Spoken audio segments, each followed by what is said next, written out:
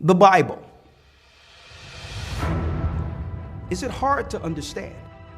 When it comes to reading the Bible, the first thing that comes to mind is the fact that this is the Word of God. The seals have been broken, and the truth is here. And when we go throughout the scriptures, when we go throughout extra biblical records, we find that the language that God employed, that He used to create the heavens and the earth, was the Hebrew language. Christ said, I came for the lost sheep of the house of Israel. But yet no one, no religious leader, no religious church out there anywhere can now identify the 12 tribes of Israel. Can we? God is quite simple, but it seems as if man makes understanding Him hard. What are those mysteries? The truth of your book and the truth will make you free. The Hebrew and Bible Academy. You're invited.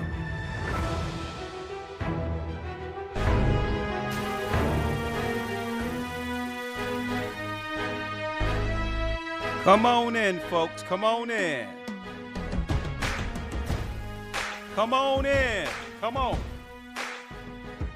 Shalom, shalom. Let's go. Yo, I've been living at the bottom with my hand on your heel. When I walk strong enough to put my hand on your ear. And nobody knows me better than my nostrils. So when I say something, boy, best believe I prosper. AHAYAH ball came and caught him off a guard. Hit that like button, come on.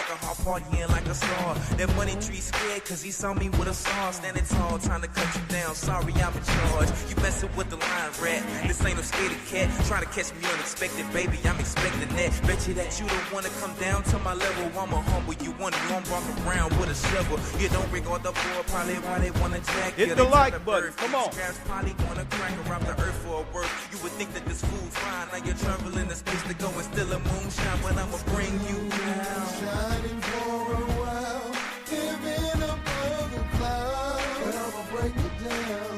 Ain't no stop till you're on the ground. With a lot of pride, trying to live. If I lost it all and I had to. Rich folks got me walking like a madman. Never really wanna see your brother stand up. I'm posted up like a lampstand. I bring them down like a champ, man. By they pride, I see in they eyes that I'm the Hit last the like man. button, come on. Bring them down like the two twin towers. Run up on and introduce you to my two twin powers. Walking through the valley of the shadow of death. Worst enemies, my enemies, so I be mad at myself. Y'all man, it Oh, this we way. got a Today is broadcast this day view. that nobody gon' stop me, y'all disable this fate. The queen of Babylon don't wanna play with this. A King Kong ready for war, you ain't gon' make an escape. Equip banana clip, lasers, hazes, but just wait. I get revenge at the end, so you making a mistake. Strap tails, prepared and heavy, ready for that day. Checkmate anybody that wanna step in my way, cuz. Hit the like button, come on. Most High's bringing them down. They've been ruling with a lot of pride. But I'ma bring you down.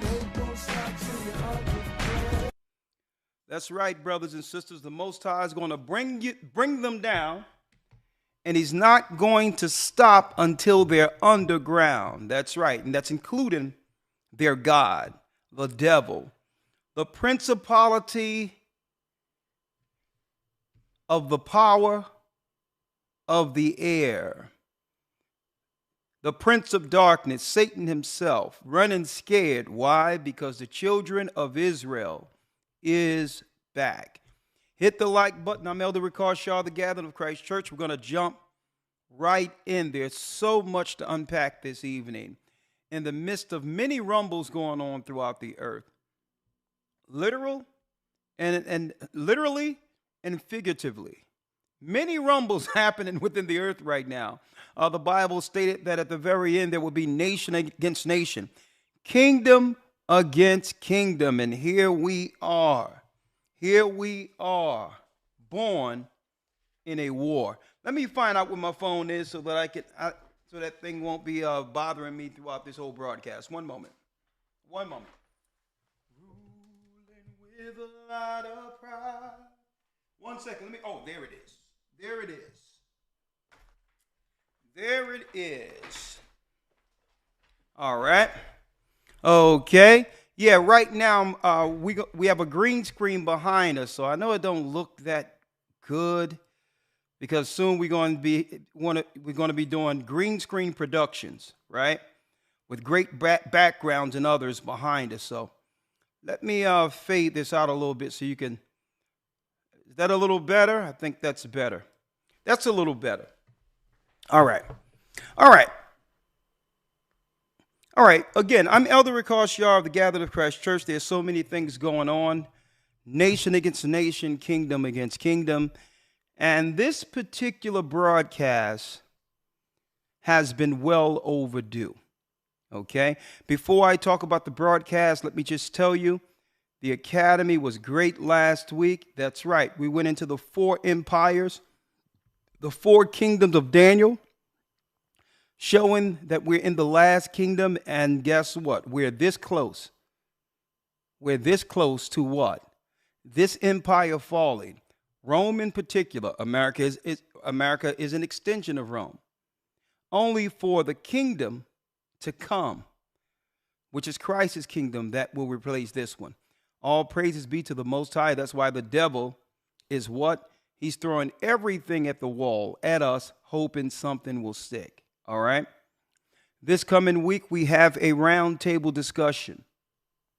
Hebrew and Bible Academy, roundtable discussion, the battle between man and woman. What happened? How did we grow so far apart? In particular, the children of Israel. Okay, even though I believe that that particular illness, that sickness of division has affected all races of people, where women believe they're their own as a group separate from men and vice versa. And I'm hoping that we can come to a mutual dialogue with the Bible open. And we do have a special guest that will come on in the Academy this coming Sunday. He understands this is a Bible platform. Austin Hollerman, the brother that have traveled throughout the earth under what you would call the passport bros. He's going to come in for about 30 minutes and talk about why he made a decision to begin to travel over the earth. Now, it's not going to be a thing where we can speak down on other people, but there's some sentiments going on amongst men who are fed up, and we're going to hear his side of it.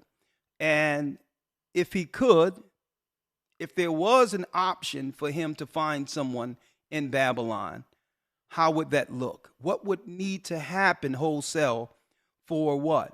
Relationships to come back, where there's no need to travel all over the world because Satan is everywhere, but he has some valid points, and we're going to hear what those points are. There will be no bashing or finger pointing, more so his own observations to why the passport bros have grown to where it is today. And at the end of it, the Bible speaks. Okay? At the end of it, the Bible speaks. And I'm curious to understand how that dialogue would happen, how it's going to turn out. And we're looking into a clubhouse where those on our who are our loyal academites, academy goers who have been operating with us for a while, single and married, can come into the clubhouse, and we're going to have, cue cards and ask certain questions, and we're going to go through the history of when our people ruled and how we interacted with one another after the fall, what happened. We're even going to talk about the effects of Willie Lynch and how that has become a generational curse that we continue to cleave to as an excuse, blaming others while we are perpetuating the wickedness or the programming of Willie Lynch. Which means if we understand that Willie Lynch attempted psychological warfare that would have black men and black women go against each other. If we understand that now, why are we still perpetuating the programming? That and more. The divide between man and woman, very interesting dialogue. And we're going to have someone who's going to come with an outside perspective. Okay, I know some people might say, well, it's a Bible study. Here's someone who's in the world or whatever the case is. And folks, you would be surprised how many people, even in the world, even in the entertainment business, who watch these programs, who chime in, going through certain struggles out there, but these broadcasts, these Bible studies be anchoring brothers and sisters. So just because someone isn't devout and isn't walking exactly the way we are as of now, it doesn't mean they won't in the future. You'll be surprised. This truth, not just here on this platform, but the Israelite awakening in of itself is having a serious impact on the world. So I'm not going to shun someone or not hear their voice strictly because they may not be fully within our walk as of yet. Who knows? Maybe that dialogue will begin what? A new chapter in the young man's life. So that and more this coming Sunday. Building bridges, we're going to talk about, and guess what? There will be some uncomfortable conversation in it. Okay, but all in all, how are we ever going to overcome our ills and our disagreements if we don't go through the ugly parts? Okay, if we don't go through the struggle that leads to kingdom. So yes, it's time we hear each other and stop becoming offended and understand that just because someone has an experience doesn't mean that they are attacking male or female. All right, so I hope you all will chime in, and we're seeking to take some clips of that and put it on some of our platforms as we go forward. Okay, now jumping right in. Okay, if you're interested in the Hebrew and Bible Academy, there's nothing like it.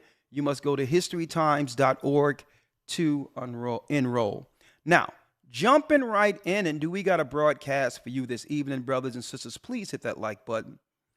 A well overdue dialogue or conversation, and I hope you all can chime in, 515-605-9327 when the lines are open. Our broadcast lesson discussion this evening, when media is used as the devil's tongue. Now, why did I put it this way? Well, Christ told us in Revelations 2:9 and 3:9 at the very end, people who will be operating under a certain religion would hide behind whichever establishment or empire that's in place to indirectly attack those who keep the commandments of God and follow Christ. They would find themselves in position, and even Revelations 2:9 and 2:10 says, 2:9 and 10 says, that we are to understand those things that we shall suffer, endure those things that we shall suffer. The devil shall cast some of you into prison.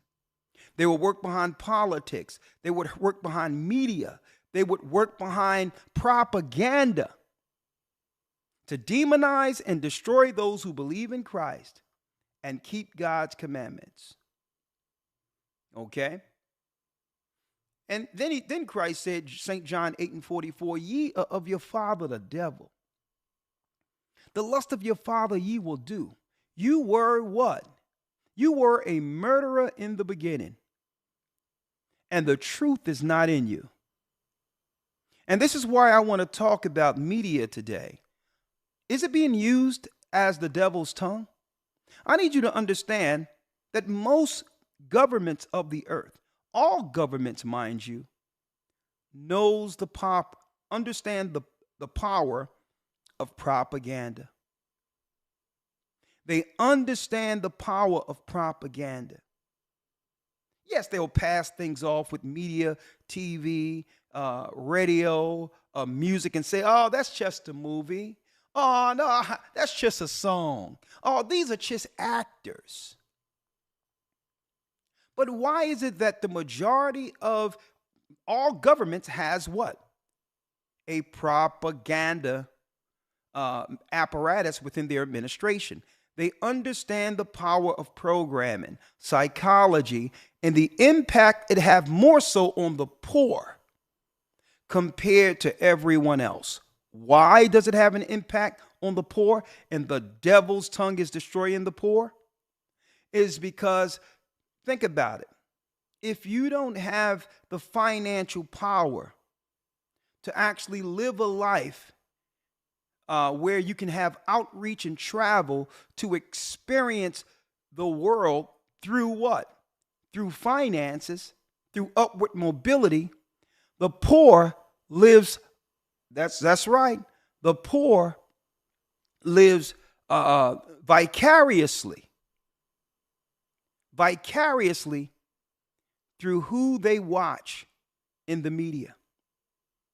Because they're not able to experience certain experiences in the earth, not having the financial fortitude or the wherewithal to travel and do certain things. That's right. They understand the poor experience life through the eyes of those they emulate or respect. The rich and famous. So I'm going to go into this today. Because it's not as if they don't want our people, and we are God's people. It's not as if they don't want us pushing a certain agenda or pushing a certain progressive political ideology. They don't mind us pushing something as long as it's against our what? Our moral foundation as God's people. And that leads us, we have a lot on the gambit today, folks. That leads us to what? We're going to talk about Neo today. We're going to talk about Jamie Foxx today. We're going to also talk, and I'm going to bring it all with the Bible. And we're going to talk about the hypocrisy of media. The hypocrisy of media. Let me show you something real quick. I'm going to show you that they are stoking a race war intentionally through propaganda. I'll go no other place than what? How you doing, lawyer? Let me bring a lawyer in. Yes, sir. Shalom. Shalom to the family. Let me bring a lawyer in. Shalom, lawyer. All right. Let me go directly here to the browser. Right? As you can see, I'm going straight to the playbook. Right? The Holocaust Museum here in Philadelphia, not too far downtown Philadelphia. Yeah, Neo the singer. We're going to talk about it today. There's a place called the Holocaust Museum. I mean, this thing is something to behold. It's the museums of all museums. I wish that we could actually have something on par or even near the ingenuity, history, and the lavishness right in the middle of Sin City that goes with this particular museum. I wish we as the children of Israel could have something like that. But no, I digress. I doubt if they would ever do anything to support our cause. And I'm speaking of the world powers in general. No one in specific here. Right? But this is why I said, and this, let's go into it, that when media is used as the devil's tongue. When you go to the Holocaust Museum in Philadelphia, right here, they harp on or stress the danger that came with Nazi propaganda. Now, what was this? Nazi propaganda. Now, we were suffering our own trials and tribulations and sufferings in America while they were experiencing, the Europeans over in Germany were experiencing their Holocaust during the wars. Right? But I digress. But what they said was never again. They understood that according to how it's outlined in the museum, that there were stages that led to what? A government feeling justified to single out a people only to destroy a people if you could first demonize the citizens of any country against one particular group. And they said that Hitler had this serious propaganda that led to what? Jewish people being what? Demonized. Therefore, there was no people who would sympathize with them after years of negative propaganda against them. Right? It says right here, number one, and this is what they say, never again. They look back at World War I. They look back at World War II. And they say what? Never again. We will do everything in the spirit of self-preservation to make sure that media never has the power to demonize or have Jewish people viewed generally through media in a negative light. So they said, listen, they said the Nazis, Hitler in particular, was skilled in propagandists who used sophisticated advertising techniques and the most current technology of the time to spread their message. That was one. Number two, once in power, Adolf Hitler created a ministry of public enlightenment and propaganda to shape German public opinion and behavior. And behavior. Right? And of course, they would tell you outright, Hitler might as well have been the son of the devil. And that's why I highlighted this and named this when media is used as the devil's tongue. I'm not going to use my own opinion. I'm going to use what they have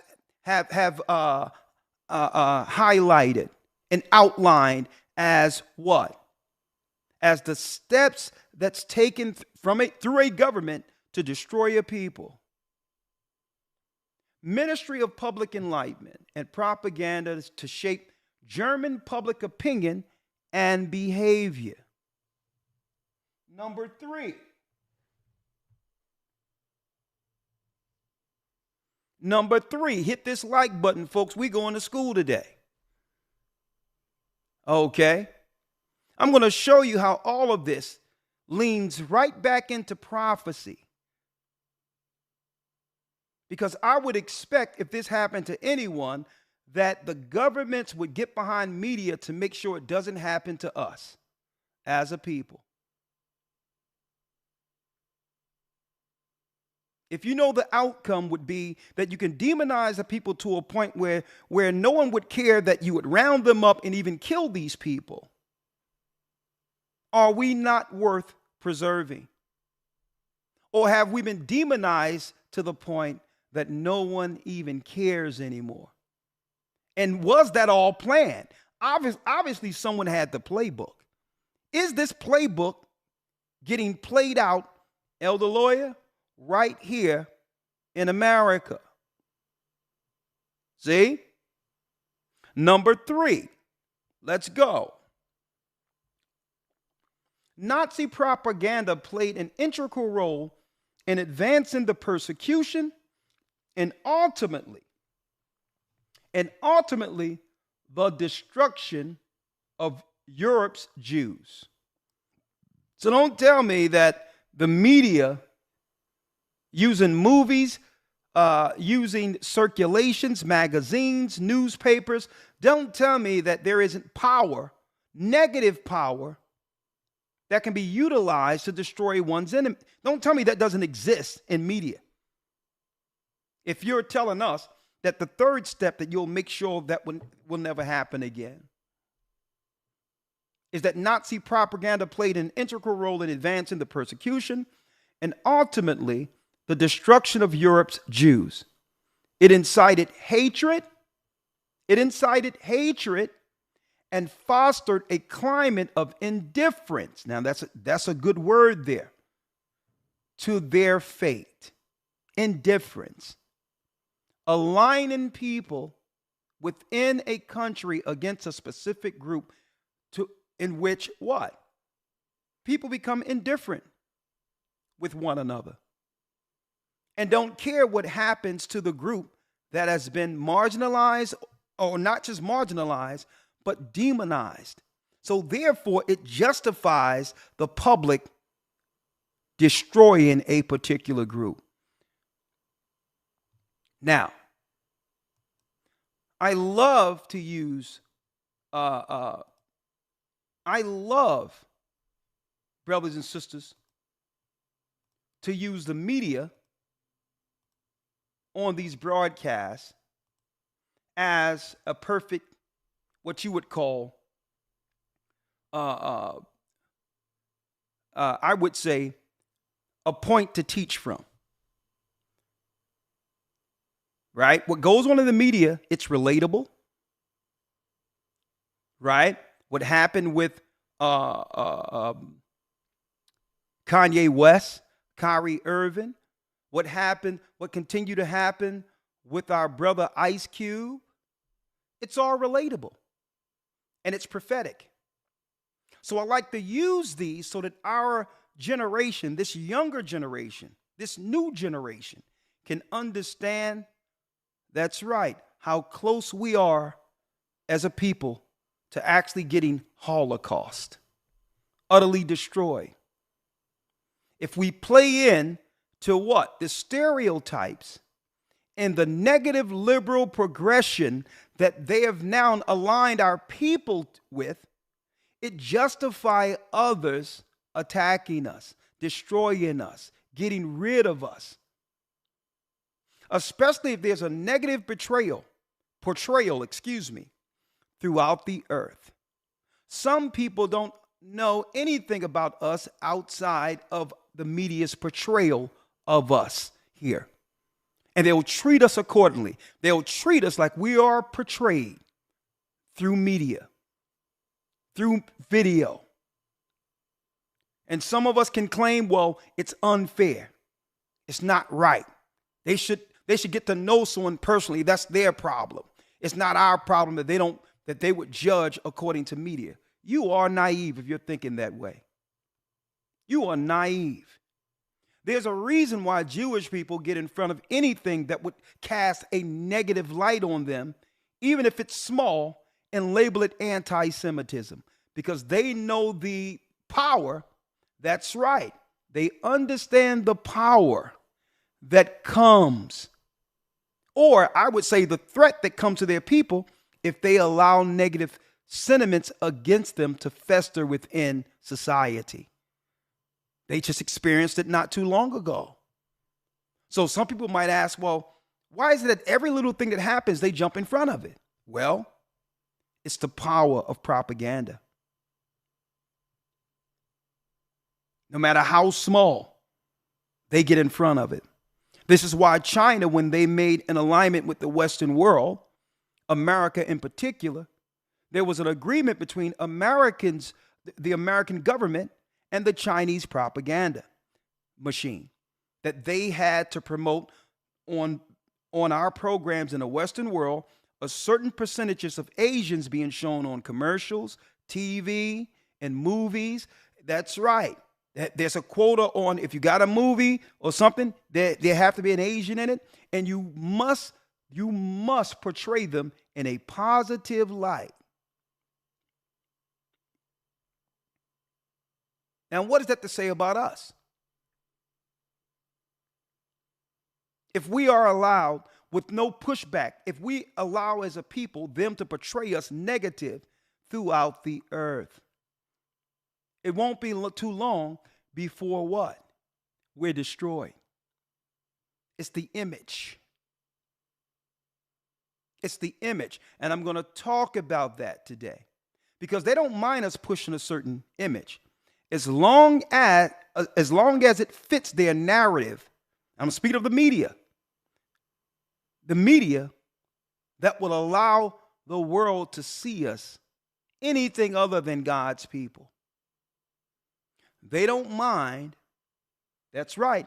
They don't mind if we take our son with our celebrity, a boy that was born a biological son, and put a dress on him and say, this is my daughter now. They'll celebrate it, highlight it. They'll celebrate it. They'll put you on magazines. They'll give you television shows because it fits into the narrative. We don't understand how we're being viewed from what? A propagandized lens of how the world is viewing us.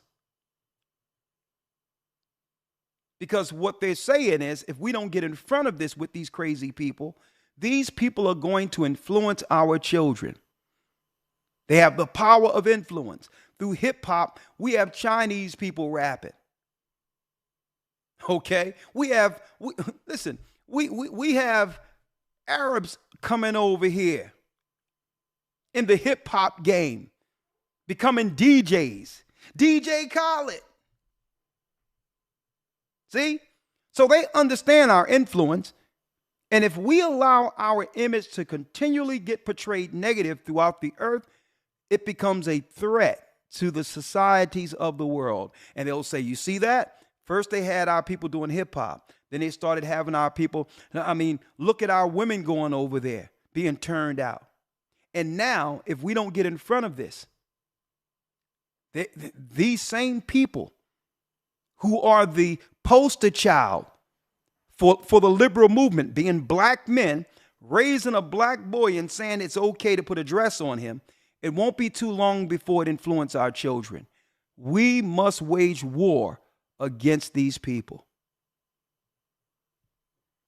And that leads us to Neo. Fair use. Now, if Neo was progressive, if Neo had a son who spoke to him and said, Dad, I would like to become a girl, which is not, it's against the Bible. We're Bible people here. He would be celebrated. Neo would be celebrated, but Neo has an opinion. Elder Lawyer, I want you to also, when you get a chance, I need you to go to the Apocrypha and let's get out in Maccabees where the Greeks under Antiochus began to sever from amongst our people wicked men who would sell us out to the government. Yes, sir. And that falls into the athletic part, the athletes. Thank you, whoever just sent us a cash app. I really appreciate that. Bless you. Right? Let's go there real quick. And I want you to hold that. But if he was portraying something that fit the narrative of demonizing the children of Israel, because that's who Neo is, he would be celebrated.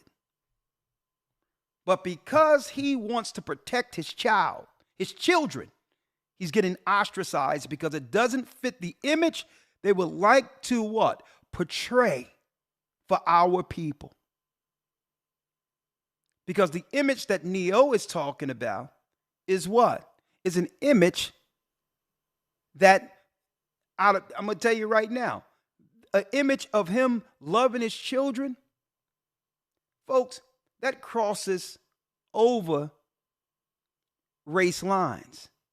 He wants for his family what any race or any man of any race would want for his family. So they don't need that image portrayed through Neo. It's a conflict that comes through what? The business. The business is pushing a certain agenda.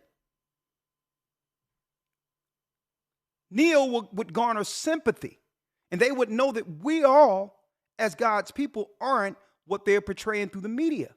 If this gets out that Neo loves his son as a son.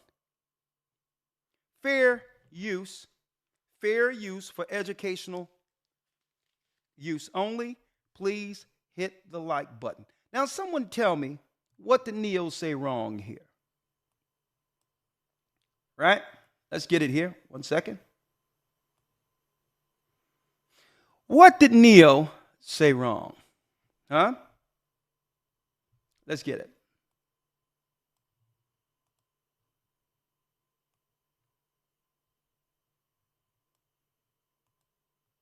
One second. Let me pull it up here.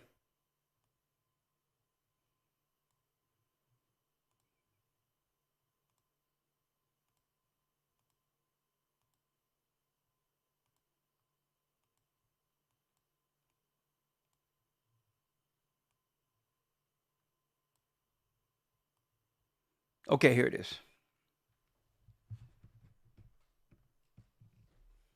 Fair use.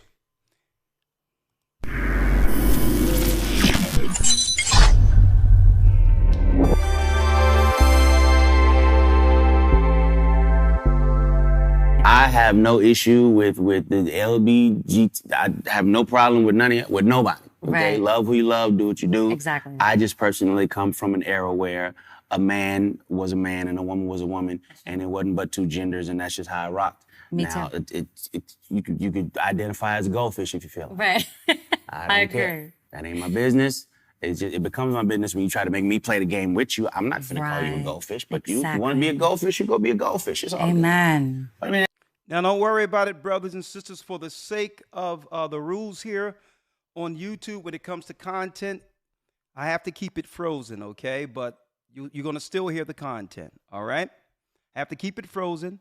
He says he's not against someone even identifying as a goldfish, but if that's your problem, that's your family. You go on with that. And don't forget, when they push an agenda, it affects the poor more so than any other people. Why? Because we, not having the experience, wherewithal, and finances to experience the world, we live vicariously through the entertainers. That's why it affects us more negative than any other people. Because we have a lack of experience, we must use our imagination and live through these people. So it's important that these people become proper, what they would call role models. Or it will affect our society, our community, like they have intended. Look at it now. So he says you can identify as a goldfish if you would like, right? Let's go. Fair use. Well said. It's just, we live in a weird time, man. We do. We live in a time where a person will have a mental breakdown in front of their camera. Right. Wait, let me wipe balance. No, it's right. That's crazy, right? What the hell is that? Like, if you are of sound mind enough to find the light, Right. and exactly. then break down, Exactly. ain't nothing wrong with you. Right. Man, No, there is something wrong with you. There's something wrong with you. Right. There ain't nothing wrong with you. Like, man. Right, it's just, right. I don't You're know. you're adding to it. It's all how we deal with life. Yeah, you know, yeah. and a lot of people want pity, self-pity. And I don't listen, like that. that was one thing that was not allowed in the house that I grew up in. It's like, okay, get your cry out, Right. give that its moment. But once it's done, keep moving. That's right. We're not Fair going to use. sit and dwell in sorrow. We're not going to No. sit and dwell in anger. We're going to give those emotions the moment that they deserve. Amen. We're going to respect those emotions. But then Thank you, Neo. We're not going to live as perpetual victims for the rest of our lives. Right? Men man up. Right? Right. Men man up. And let me tell you, the sisters who have their heads together, and there's many that are not portrayed or showed at all through media. They just show the worst of our men and women through media. And sisters would tell sisters right now, listen, nah, ain't no time for crying. Women tell women, put your big girl panties on, right? And that's what this is how we used to talk, at the barbecue. Sitting around the table. Who want a guy boo-hoo and all? Every time you see him, he's always talking about his issues. Nah, man up. So what Neo is speaking to, how the media has portrayed us to be perpetual victims. Okay? Folks, that's a defeated mentality. And I'm glad he's saying this. Is Neo perfect? No. But we can learn from the world, can give some insight, can do what? This can be a teaching moment for everyone to say that, guess what? All of our people haven't sold out. And some of us realize that what? They must speak out, because at the end of the day, they're going to be destroyed whether they speak out or not. And I'm going to Jamie Foxx in a minute. A lot of them are saying, listen, if I'm going to go out, I'm going to go out speaking truth.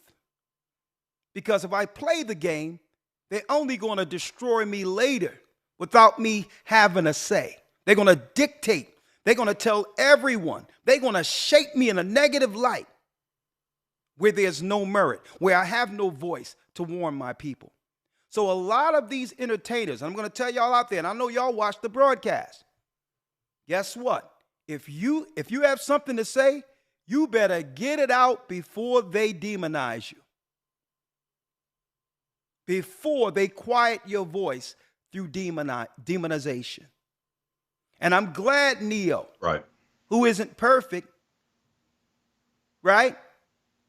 He gave his own views.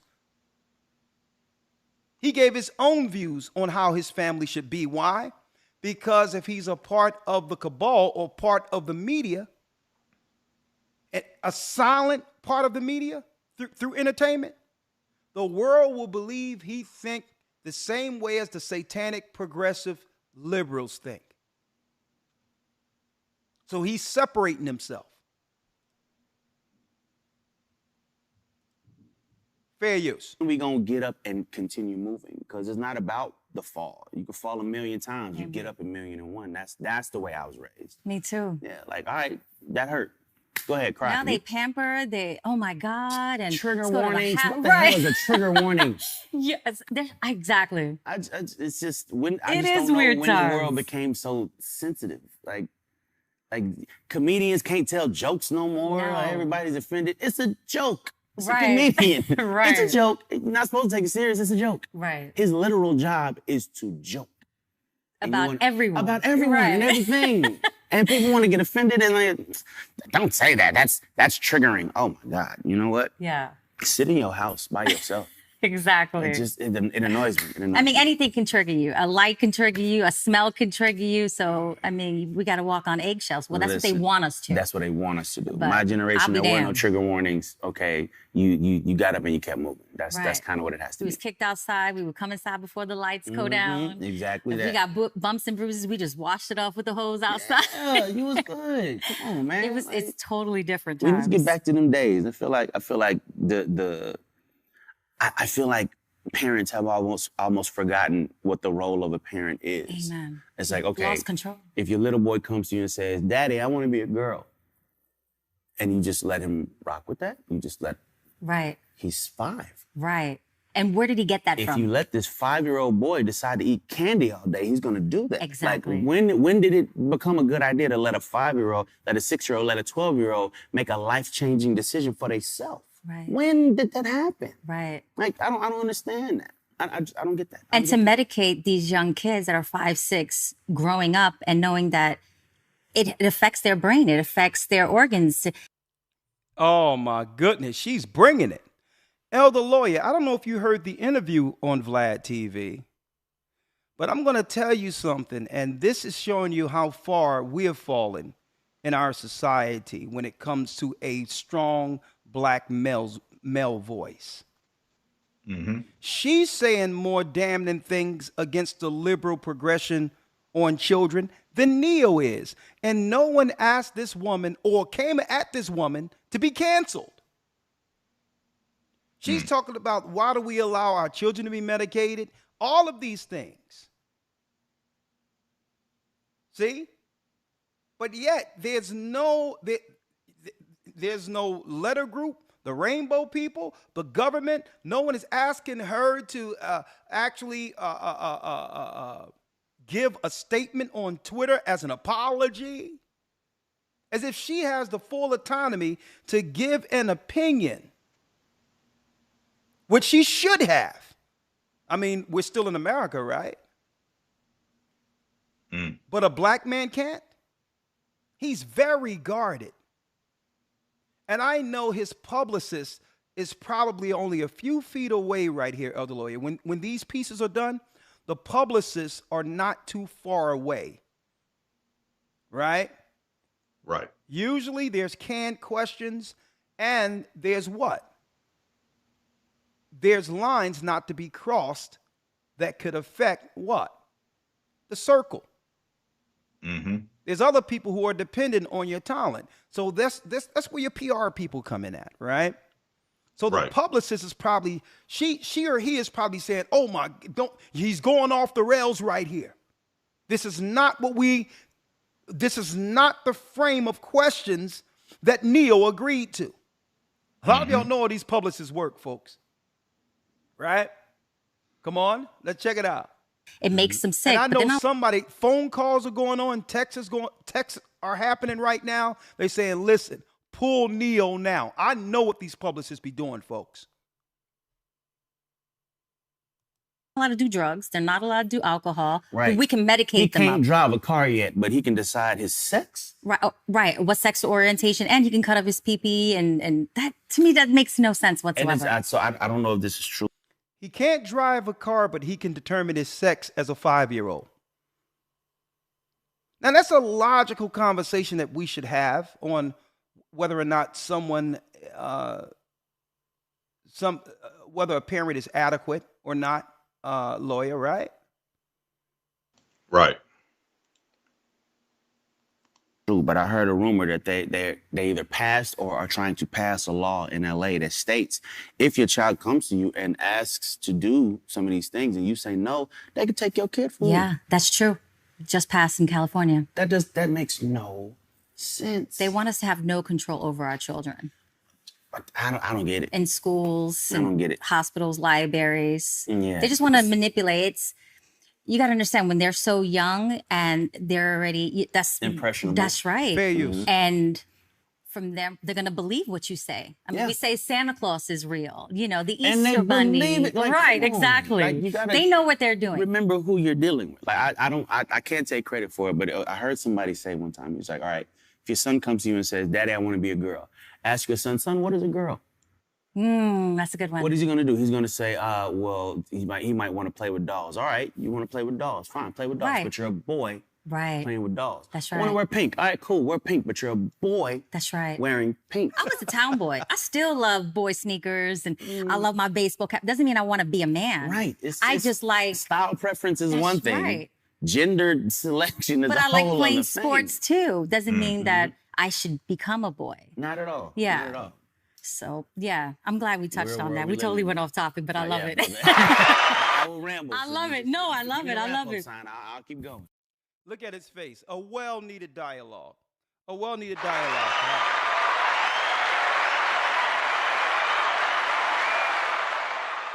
The publicist put something out there on Twitter as if it was Neo apologizing if he offended the LGBTQ, and there's more letters that I don't know about, community. So Neo had to come back. Like, hold up, man. Neo had to come back on this. Fair use. What's going on, loved ones? This is Neo. All right, listen.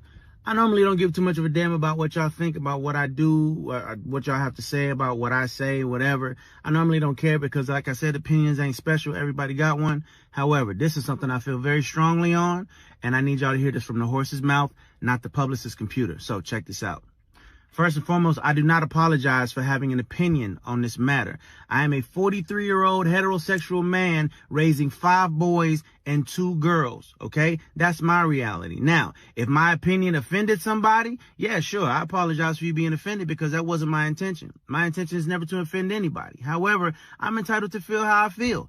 I'm absolutely entitled to feel how I feel the same way you are entitled to feel how you feel. I ain't asked nobody to follow me. I ain't asked nobody to agree with me. I was asked a question and I answered the damn question, okay? I have no beef with the LGBTQIA plus community whatsoever. I ain't got no beef with y'all. Do whatever the hell it is you want to do. Do what you want to do with your kids.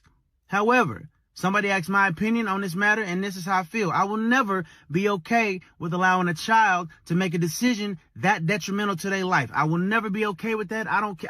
I definitely plan to educate myself a little bit more on this matter. However, I doubt that there's any book anywhere or any opinion that somebody's going to tell me that's going to make me okay with letting a child make a decision like that. That's just period, point blank, and that's how I feel. If I get canceled for this, then you know what? Maybe this is a world where they don't need a Neo no more, all right?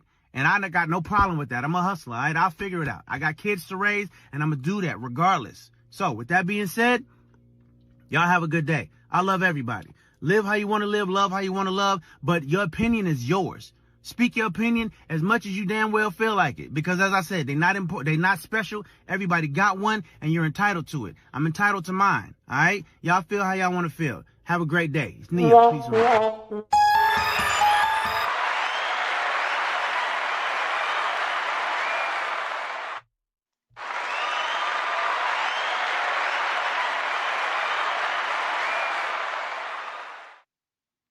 Brothers are standing up. Brothers are standing up because they're going to get a raw deal anyway. Even if they follow the status quo, at the end, the enemy demonized to take anything you've actually acquired during your prime. Bill Cosby, anybody? R. Kelly, anyone? So if either you speak with a voice or they'll speak for you. There's more. Yes, there is.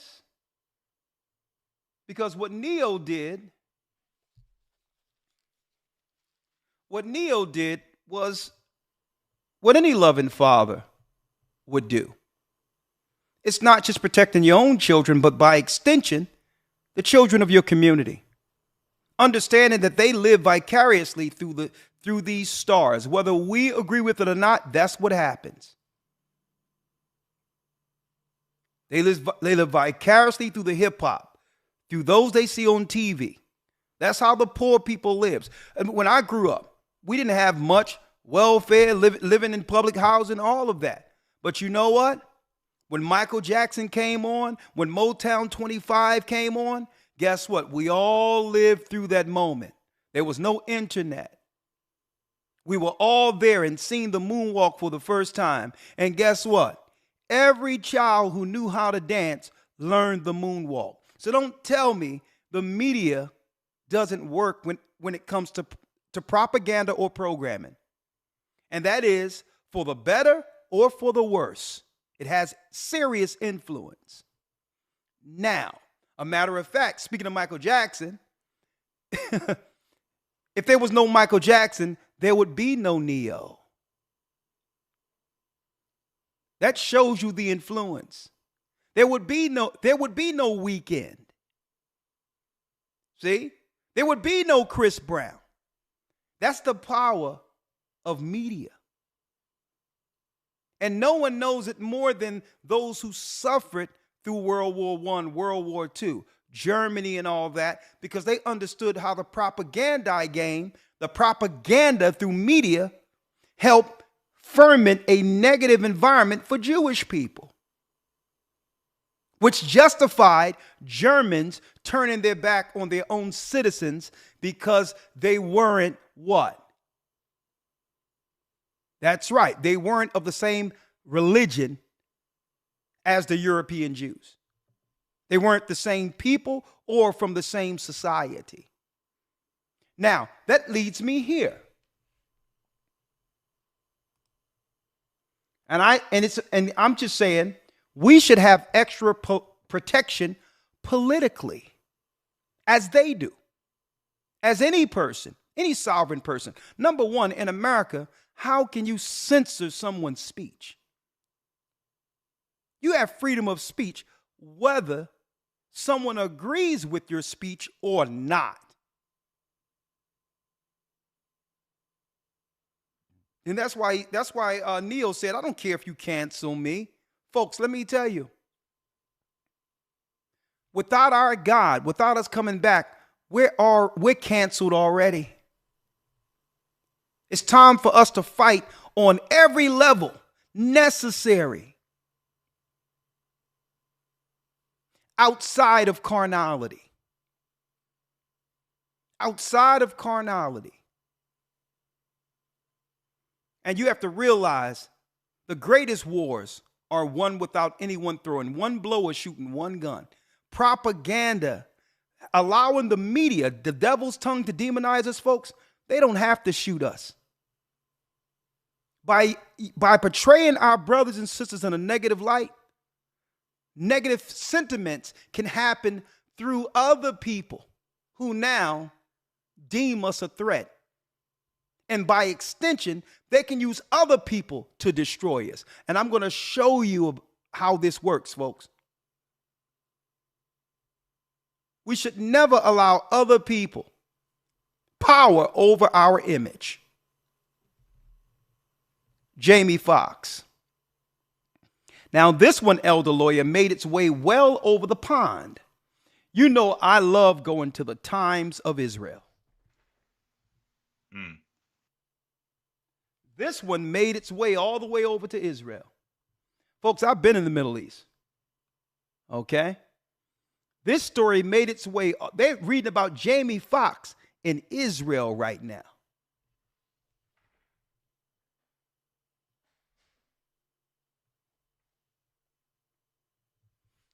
What are they saying? Jamie Foxx says they killed this dude named Jesus. We know his name as YASHAYA, our Savior. In post echoing anti-Semitic trope. Now, I read the tweet. I did some research. And not once did he, Elder Lawyer, Jamie Foxx, mention a specific group. But obviously there's some inside baseball here. Something happened where obviously amongst the entertainment circles there, managers or whatever the case is, that they understand exactly who he is talking about. Even though he was a little vague with it, obviously there was something going on, obviously, that would disgruntle Jewish people. He never called them out as a group, but the fact that he came and apologized afterwards would give me some insight to some inclination that, yeah, it must have been something similar to the Kanye West thing to some degree. I don't know, but if it makes its way well over to Israel, something is going on. So let's go to his exact tweet. Exactly what did he say? Superstar performer Jamie Foxx on Friday posted a cryptic statement. So if it's cryptic, why would he need to apologize? A cryptic statement online that appeared to echo an anti-Semitic tropes. They killed that dude named Jesus. And Elder Lawyer, I don't think it's a coincidence. It's at the same time our people are coming to the knowledge that Christ was from the tribe of Judah, such as we are, the descendants of slaves, those who fled into Africa, fleeing Roman persecution, that we are taking on not just what? The nationality of our Lord and Savior being Israelites. We're also taking on the shade, the demonization, as well as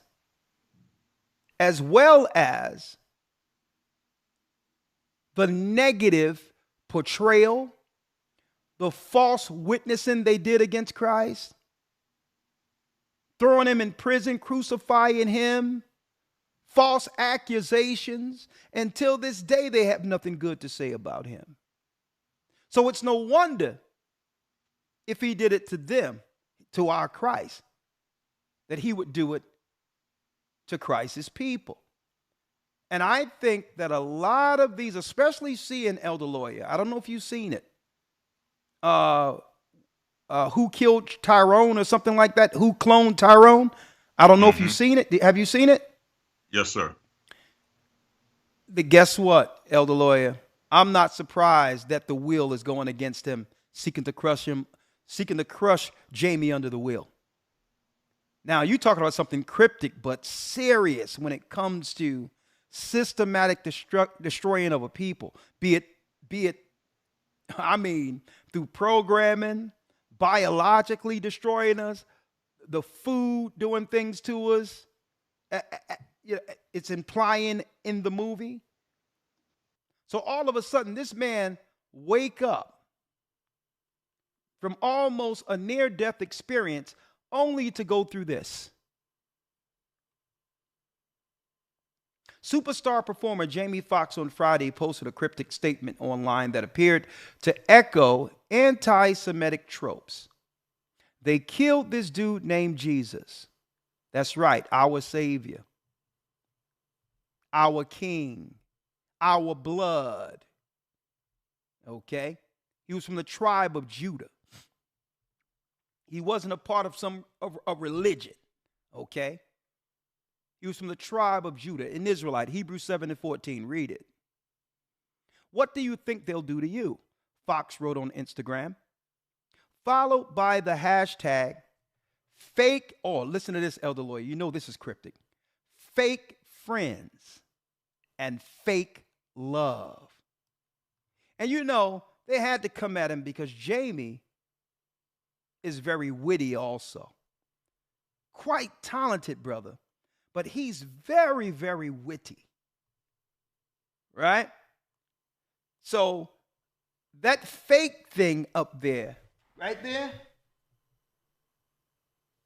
that's cryptic in of itself. And it's saying something that he don't want, that the media probably don't want us to catch on to. I don't know. Have Jamie been sitting down with certain people who know they're Israel?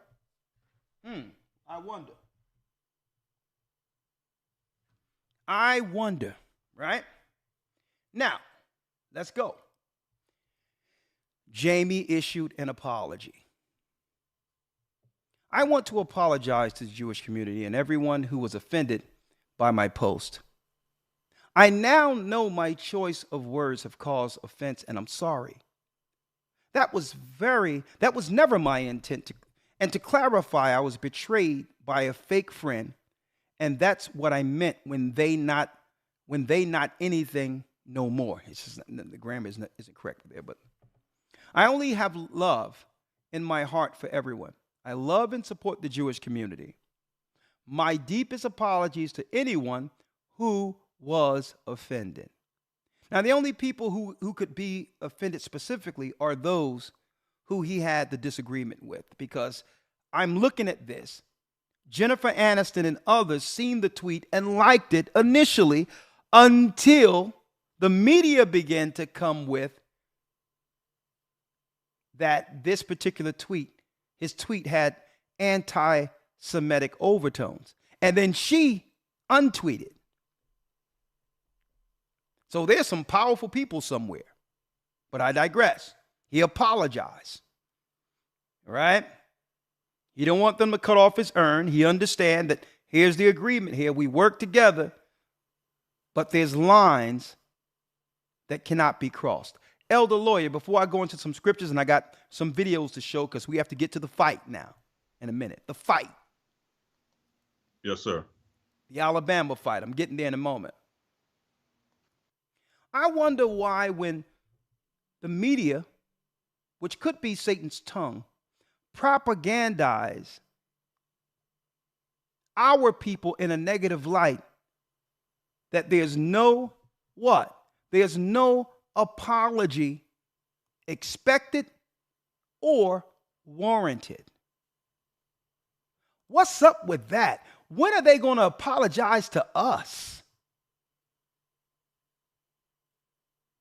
When are they going to apologize to us for their negative portrayal? Understanding what? Understanding the impact that negative press can have on a people. They should know more so than anyone. When are the other people who continually to do what? Offend us, portray us negatively. When will they apologize? Or are the rules one way? And I'm sure you, and Elder Lawyer, we're talking about the hypocrisy. Right. The hypocrisy. Now, let's go to a scripture real quick, Elder Lawyer. Let's go to Proverbs real quick. Jamie Yes, sir. Foxx had to apologize. Okay, that's fine. Okay? I believe he'll be fine.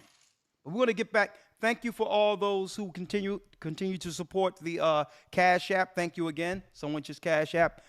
Bless you. May the Most High protect you. Thank you for that. All right?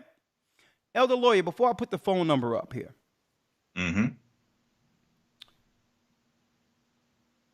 Neo was just following scripture. He was talking about like conversations we have. Every time I'm amongst my close friends and those in the church, we all discuss how it used to be amongst our growing up amongst our family, right? There was no victims. Man up, woman up. You a party pooper. Get out of here with all that crying. Get over it. Get on with your life. Right. When did we become perpetual victims? Right? And then he started talking about the children, right?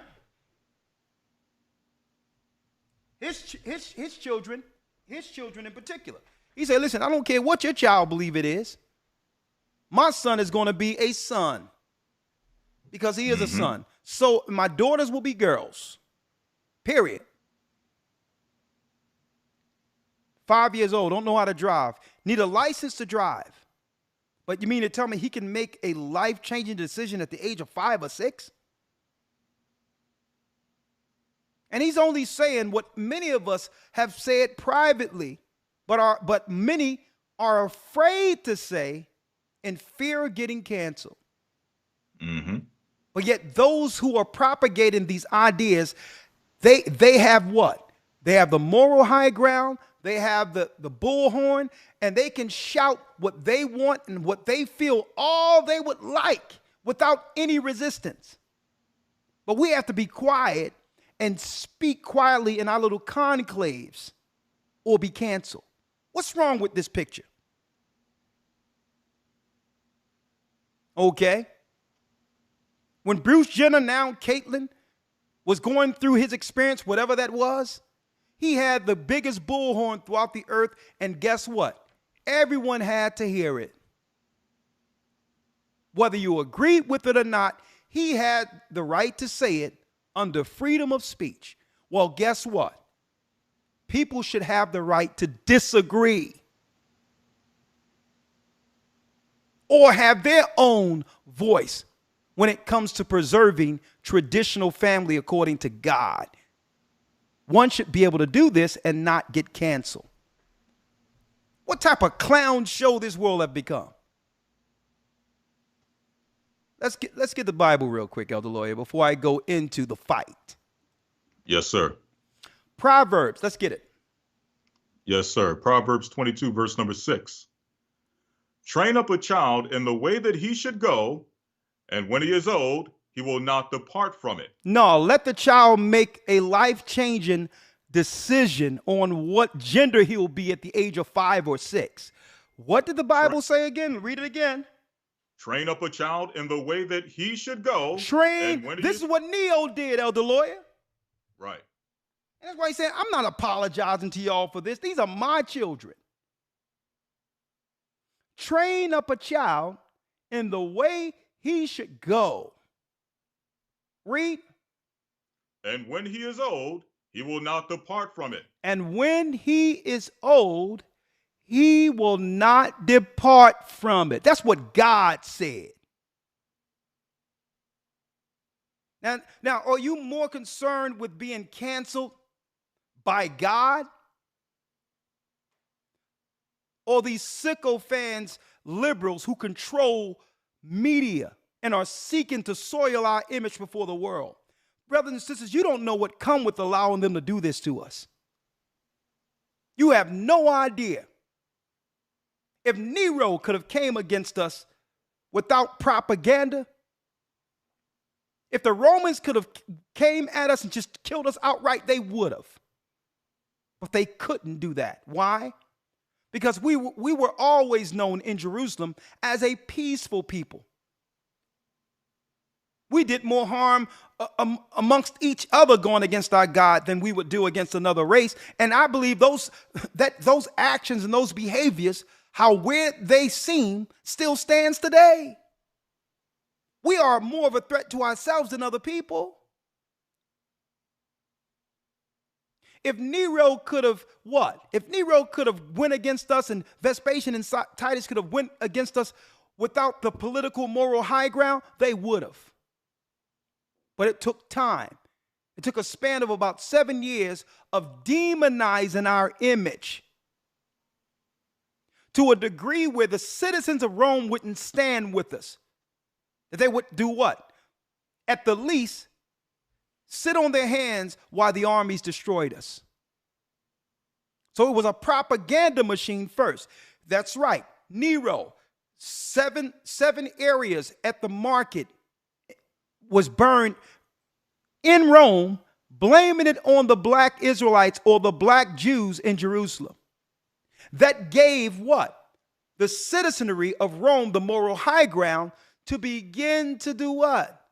Police us in our neighborhoods in Jerusalem. Before that, there were no standing armies in Jerusalem.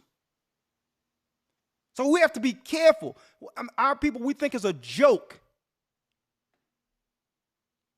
Our people, Elder Lawyer, think is a joke when they use the most embarrassing images that they will find in our neighborhood and stick a camera behind it, only to laugh at us throughout the earth. You don't even know what this means politically for us, folks.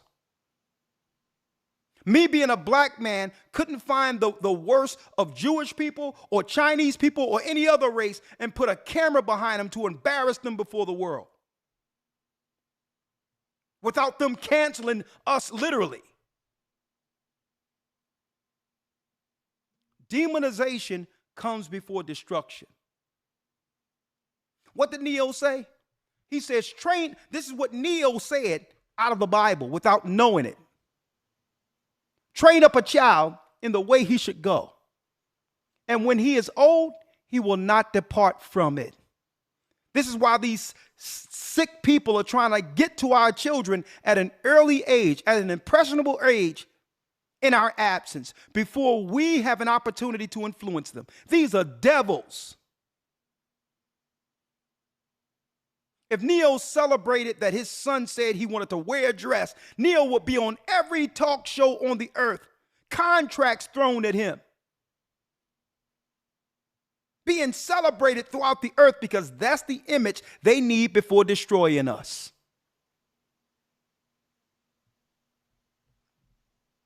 Train up a child in the way he should go. Read. And when he is old, he will not depart from it. And when he is old, he will not depart from it. Hit that like button because we going in.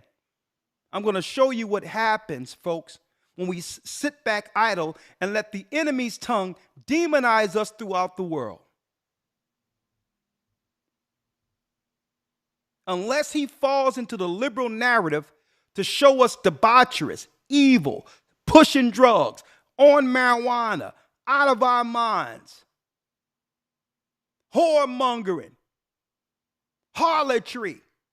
Unless we fall into that profile or image they're portraying for us, folks, guess what? Unless we fall into that, we're canceled. A man can't be a man. Let me show you something real quick. You're canceled. You're canceled. If I may, I have a few things before we move to the fight. Salakia. Okay, go ahead, Elder Lawyer. Go ahead. Yes, sir. Were you going to the fight or are you still on this topic? No, I'm going to go to the fight in a minute, but I'm not going there yet. But go on. But if you have something, jump on in since it's fresh in your mind, if you will. Yes, sir. Absolutely. I don't think it's any coincidence that we're touching on two specific communities that have been historically ultra sensitive. The first community, dealing with the Neo situation, you have a community that is so sensitive, that is so ultra sensitive, that you just having an opinion on how you desire to raise your children is an offense to them. How? Who knows? But for whatever reason, this community is ultra sensitive or so sensitive that just to have an opinion on the children that you have raised, who you are responsible for housing, who you are responsible for feeding, who you are responsible for clothing, the same children that your wife have labored for and probably went through health issues to bring these children forth, holding these children in her belly for 9 months. No one went through that with her. She went through that herself and bear that and was willing to go through it for the sake of bringing forth a gift of God, a gift from God that was gifted to her and her husband. Yet you go through all of that and you just decide to have an opinion on how you're going to raise these children who you are responsible for, and they have a problem with it. You have another community that is so sensitive that anything that brings them any level of guilt, i.e., the idea of who killed Christ, just the very thought of who is responsible for Christ's crucifixion. Now, we know the truth of who is and who isn't. I'm not going to go down that rabbit hole. But just the idea, just to bring up the idea of who was responsible for killing Christ. And Jamie Foxx didn't even go deep. To me, it just sounded like he was dealing with an issue that he probably had with an associate, someone within his circle, may have betrayed him, may have said some things or done some things when he was going through his little ordeal. And he referenced Christ as an example. This is something we do on an everyday basis. You have Christ, you have those who play the role of Christ, and you have those who play the role of Judas. That's nothing special amongst us. When we use that comparison or that example, it is not to demonize, or it is not a remark that is used to attack another community.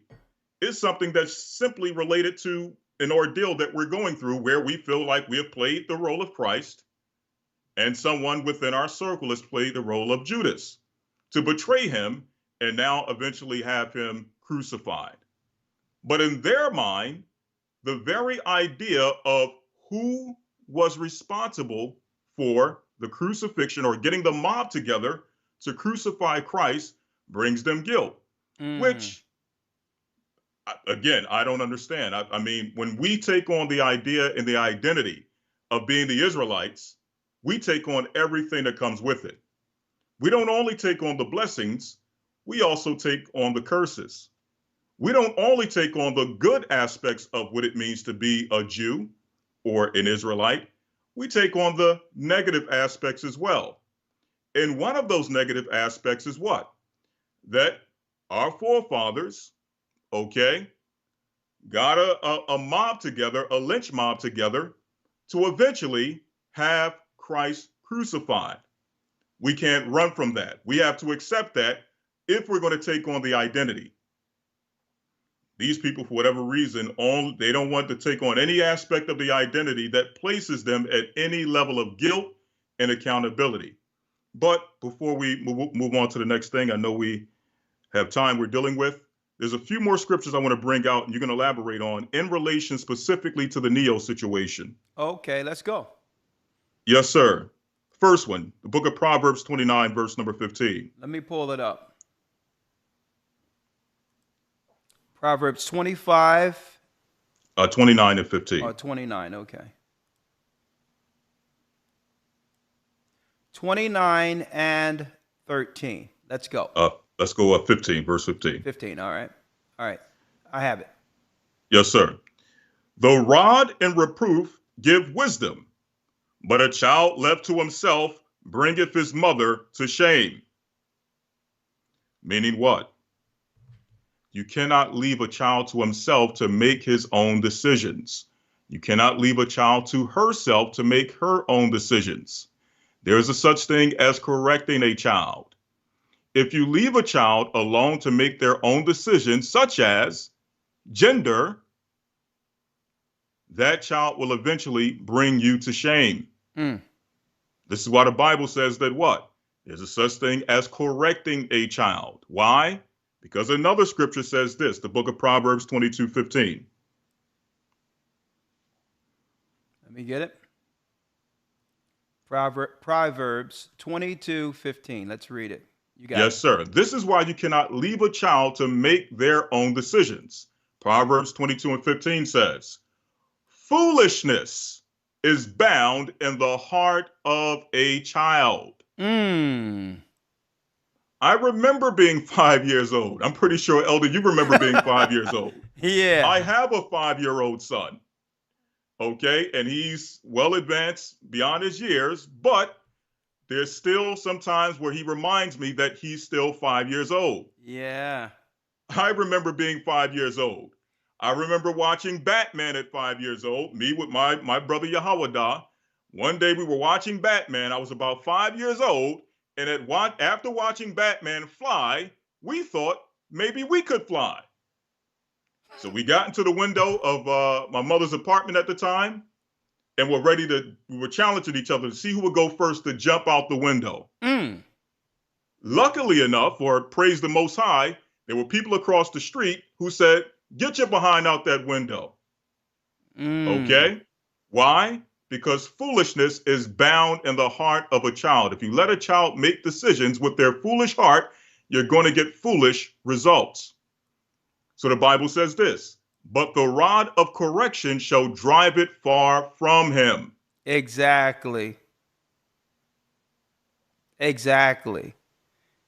I'm going to tell you, Elder Lawyer, Neo have a little bit more leniency than I would have when it comes to his liberal thought. Even though he has a stance, he said if his son came to him and said, here's a doll, he was like, yeah, you can have a doll, but you're a boy with the doll. Right. I don't know what house Neo grew up in. Right? I'm going to tell you right now, if my father caught me with the doll, a matter of fact, here's a story, Elder Lawyer. Christmas, we grew up Christmas before. I was in the 20s when the Most High gave us the truth. Christmas, right? My father gets me this little, these football games, but it was little dots that you have to just move through, and you score a touchdown. If you touch a dot, then you're tackled. It was, I'm going to tell you, video games have come a long way from when we were just looking at dots. My mother gave my sister a baby doll called Baby It's Alive. Now, Elder Lawyer, this was well before you were born, right? Long time ago. I'm a little kid. Right. And this is a time where you would have these old gothic type of scary movies like Salem's Lot, where there was a background of a society of crazy pagans and with the backdrop of a Catholic church. And they would have these little dolls and all that up in there. But anyway, I used to always think something was strange with these dolls where their eyes were open. Right? It's called Baby It's Alive is what it was called. And this baby would get up 12. Now, after I put away my game, my sister sleep, and this baby would open its eyes and start talking. The moonlight shining in on this little crazy looking white looking baby that's talking. And this is in the backdrop of all this other stuff, these scary movies and stuff that's out. So my sister wakes up and says, "What's going on with my baby? It's alive." I said, "Nah, that baby is dead. I broke the head off the baby so I can get some sleep." Okay, it was no longer alive. I broke it, and the thing just conked out and said no more. The eyes closed forever. And my father, man, did he fire me up. That's my only interaction that I could ever think about I had with a baby doll.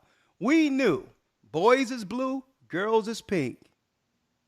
Right? We understood. You play with trucks and cars. A matter of fact, I'll give you a tool belt. You can fix what you have to fix.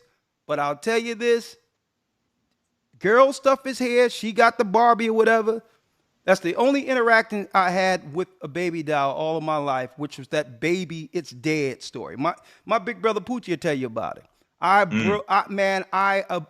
totally broke the neck off of this thing. Right? It was waking me up, and then it would blink and look at me. I'm like, okay, maybe the Most High had it in me in me, understanding that eventually I was going to be speaking against these idols and these spirits and stuff that they bring in with these doll babies, let alone, right?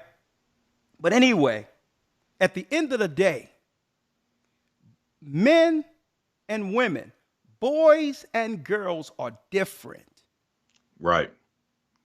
We're different. Period. And I'm going to talk about it this weekend. We're going to talk about it. We're different. And I think one of the greatest frustrations, I'm not trying to kick the can, I'm trying to move to another subject. I think the biggest issue we have as men and women not being able to come together is that either side are expecting the other side to understand the way it would understand. No, it don't work that way. Men will never see things as women. And that's the frustrating thing that happens in relationships. Women will never see things as men. And we're running around beating our heads to the floor on the wall saying, "I don't understand why this person don't understand me." No, I do understand you. I understand you as me being a man and you being a woman. It's these crazy Babylonian psychologists who turned the world upside down by creating this idea that men and women see things the same. When we all understood our place, the world was fine. That's how we got here. When we all knew our place, man as a man and woman as a woman. And guess what? I'm not the type of person that's going to try to break myself into believing that I can see things as a woman or vice versa. I don't have no time for that. Okay, I'm a man. I'm a man according to everything the Most High said a man should be. Period. Okay, I'm here to do what? I'm here to please him. I'm here to serve him. Now, the next level, let's bump down one level. Woman from man. You're here to please man. You're here to serve man. That's your purpose. Somewhere Satan done twist that all up. Right? Children, because women are the first conveyors of culture and tradition. They're nurtured and taught and trained through the mother who brings what? The culture and tradition until the child is weaned off of the mother and then trained by the father. Simple, isn't it? And whoever resists their position, that means a man acquiescing under a woman. No, you're supposed to please and do what you're supposed to do, provide, protect, and all that, and love your woman. Yes. But you're not supposed to acquiesce under her. That's out of order. That's out of order. That's God. We do that with God. Okay? We're not clamming over the woman to get our God. No, we're with God first. Okay? And we seek to serve him, and the Most High provides what a blessing so that we can provide and protect for our family. Proper order. We're going to talk about that this Sunday. Yes, sir. All right? But I have to break it down because I don't know if that sounds like calculus in the world we live today. Hence the reason why Neo had to break it down once and for all. Say, well, listen, man, we out of this playing crazy games with you people. You do what you want to do with your children. But when we looked down and our children came out, guess what? They weren't assigned anything. What was between their legs, male or female, by God, even if they didn't have any, even before birth certificates, we knew what a boy and girl was. There's not no assignment. Right. So these psychologists plays with words. Oh no, you don't understand the psychology of the assignment.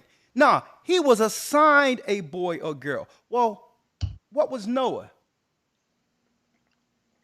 There was no birth certificates. He wasn't assigned. It was God who I don't even deal with this nonsense, how they try to play on people's mind through psychology. It's utterly ridiculous. Now, let's get back to demonization, Elder Lawyer. Yes, sir. If you don't mind, I had two more scriptures, if you don't mind. No, go ahead. I'm sorry about that. I'm sorry. Come on. No, sir. No problem. The book of Sirach 7:24. I'll take this very quickly. No, take your time. Here, take your time. Let's get it. Yes, sir. Sirach 7:24. Oh, let me Hast thou daughters? Let me grab it for you. Yes, sir. I'll just read a piece of this one and move on to the last one. Sirach 25 and what? 7:24. Sirach 7:24, sir. Okay, 1 second. And I'm glad you're going here, Lawyer, because this falls right into my next clip, actually, once you get these two. Yes, sir. Sirach, which is Ecclesiasticus in the Apocrypha. Let's read it. Hast thou daughters, have a care of their body. So if you have daughters, in other words, if you have daughters, your daughters are your responsibility. So if your daughters are your responsibility, your opinion on how you are to raise those daughters is up to you and the mother of that daughter, not anyone else, not no community, not no, some philosopher, not no doctor, not some, I'm trying to refrain from using certain terminology, but your children are your responsibility. Period. If not you the have government. daughters, you raise your daughters to do what? Become women. You don't raise your daughters to now become, or you didn't have a daughter in hopes that your daughter would one day become a son, or had a son in hopes that your son would one day become a daughter. If you have daughters, it is your responsibility to raise them to do what? Become women.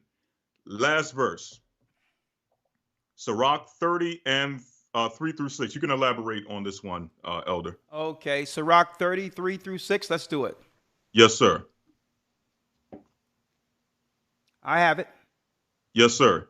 He that teacheth his son grieveth the enemy, and before his friends he shall rejoice of him. Hold up. You need to stop right there, Elder Lawyer. That's deep in of itself. This grieves them. When a man instill manhood in a young boy, it's contrary to the programming or propaganda they want out there for us as weak victims. When every race should have a war class. A war class is what? It's the buffer that would do what? That would dissuade the enemy from coming in. So you never want to show weakness. regardless of what they say about the thugs and people doing and all that, and guess what?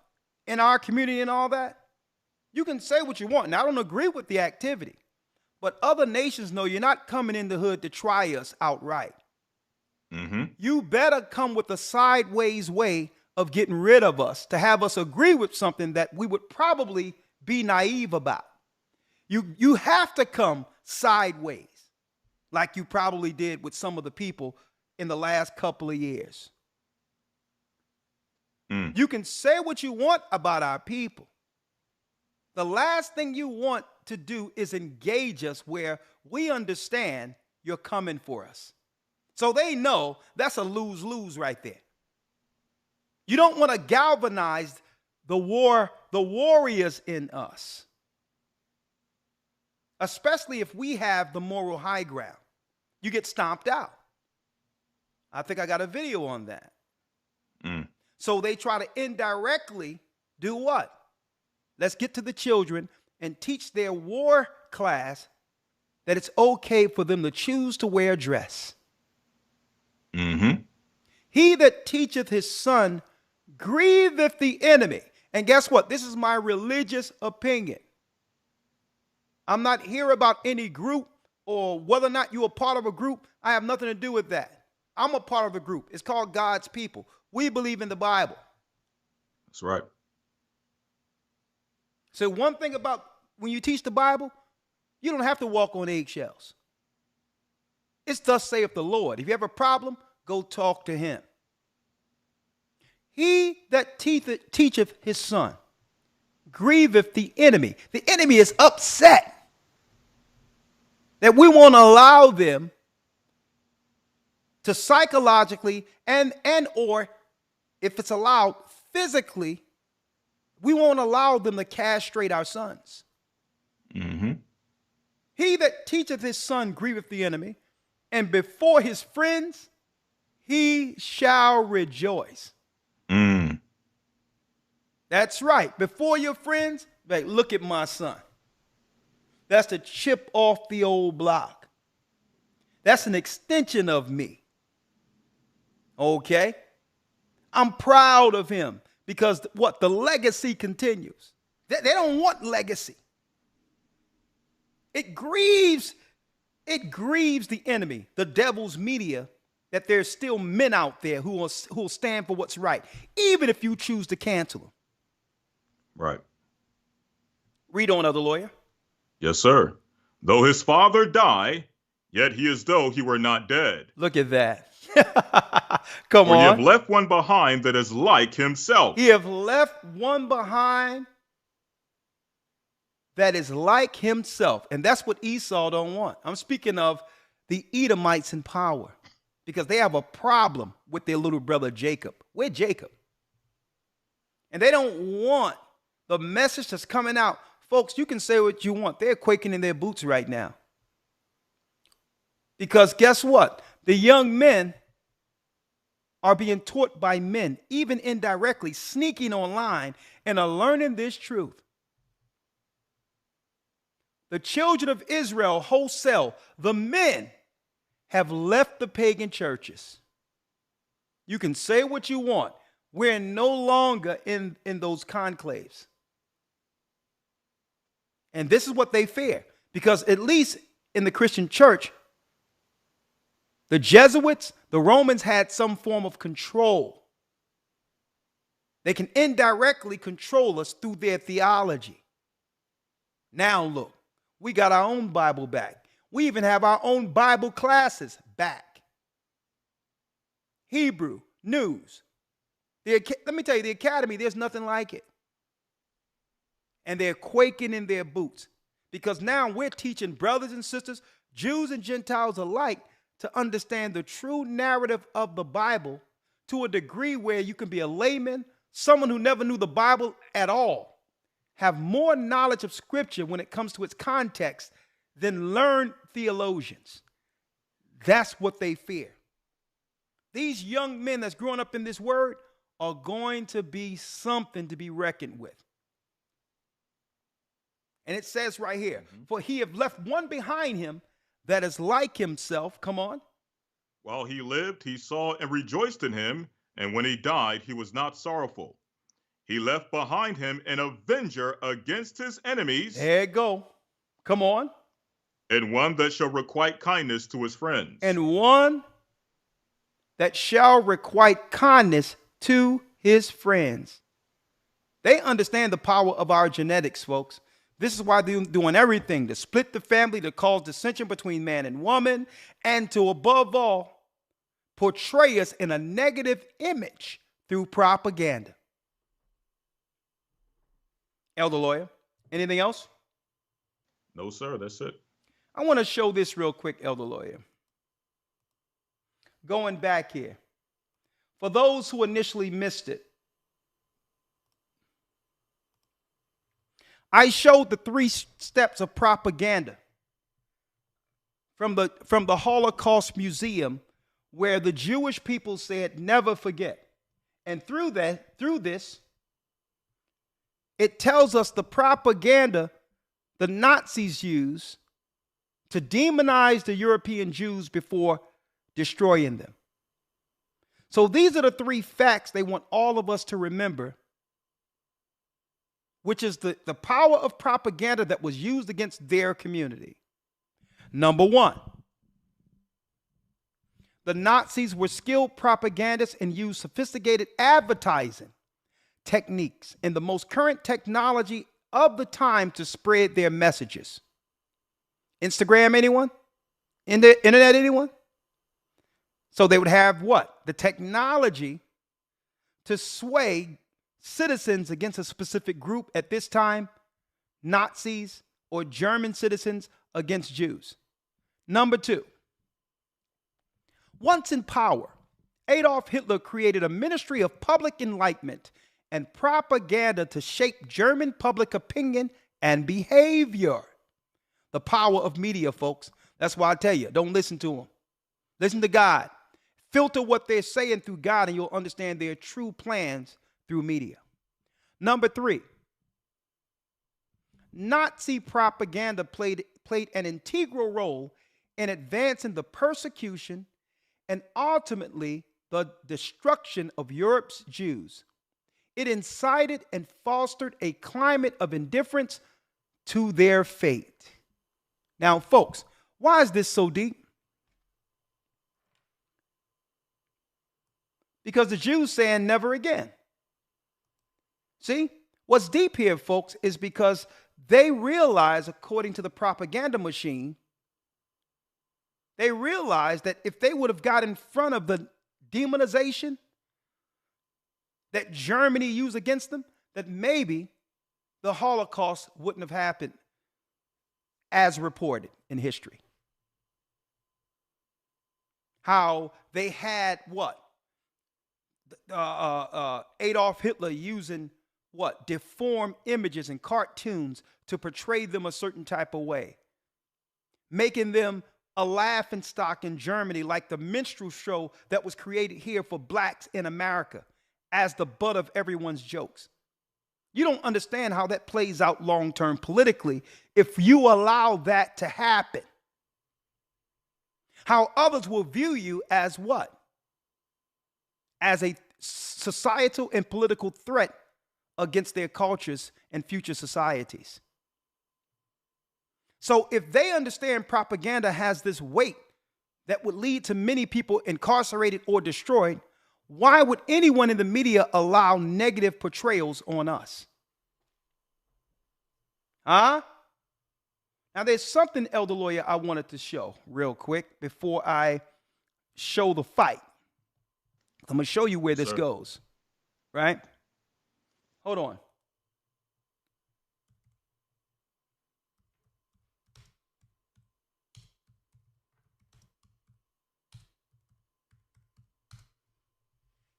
I want to show y'all something, folks.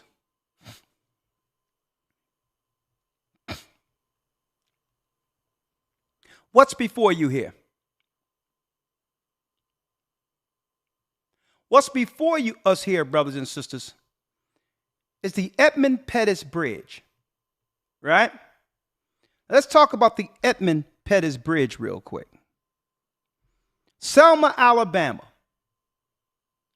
The Edmund Pettus Bridge, now a National Historic Landmark, was the site of the brutal, bloody Sunday beatings of civil rights marchers during the first march for voting rights. This happened in 1965, folks. And what happened? We're talking about what? Decorated politicians, police, and others, whites in particular, dealing with almost a massacre on our people who marched over the bridge, which really spearheaded, and really from a human rights standpoint, it really swung the sympathy or empathy throughout the earth on the side of our people, where the whole world had to recognize and stand up for us. That why? Because there wasn't no sagging pants crossing the bridge. There wasn't no Sukihana and harlot culture and all that crossing the bridge.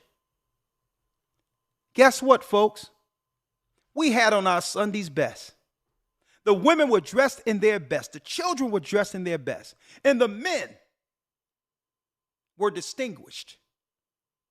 And that image alone swung the sentiments throughout the earth on our side against the injustice and racism that happened against us.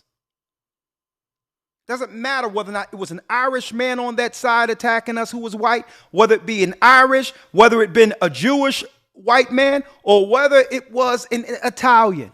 It didn't matter who was attacking us. We had the higher moral ground of protection. Above all, we had God on our side.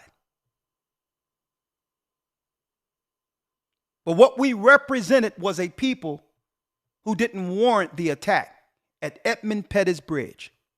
And that changed everything. So the enemy now had to shift. We have to give these people something until we can find a way to destroy their image. Because if there was thugs crossing the bridge, no one would have came for our turn to protect us. If there were women speaking vulgarity and all types of evil when it comes to debauchery crossing the bridge, no one would have came to our defense. They say we have to be patient. We have to work to change their image first. And this is where the propaganda machines of the Nazis come in for today, folks. And I'm showing you history along with Bible to let you understand, folks, how we aid in our own destruction by perpetuating the images that they're pushing. If they know the power of propaganda, brothers and sisters, and how it can be used to destroy a people, why would their propaganda machine fly our sisters overseas, Elder Lawyer? Some of our people, right? We know that there's not, there's classless people throughout all society. But think about this. Why would you fly over in embarrassment someone who won't hide their shame to represent us internationally as an ambassador for our community? Because what, brothers and sisters? They know the long-term fallout for this when it comes to the propaganda machine.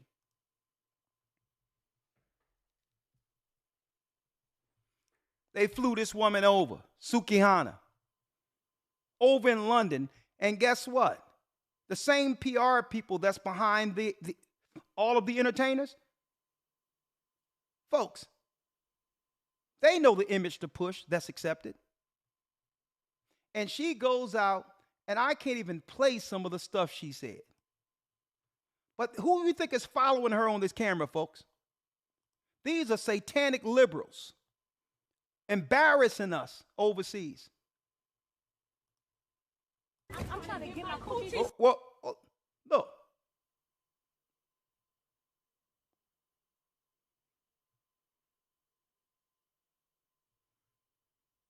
She's over there talking some of the most vulgar things that she's looking to do that night. With who? The paparazzi following her, goading her on to destroy our sister's image. They're finding people in our neighborhoods to promote that would give us a negative image. Understanding what? That's right, folks. How war is waged first, by destroying image. She's talking about she's going to get something happening to her. I can't even play it.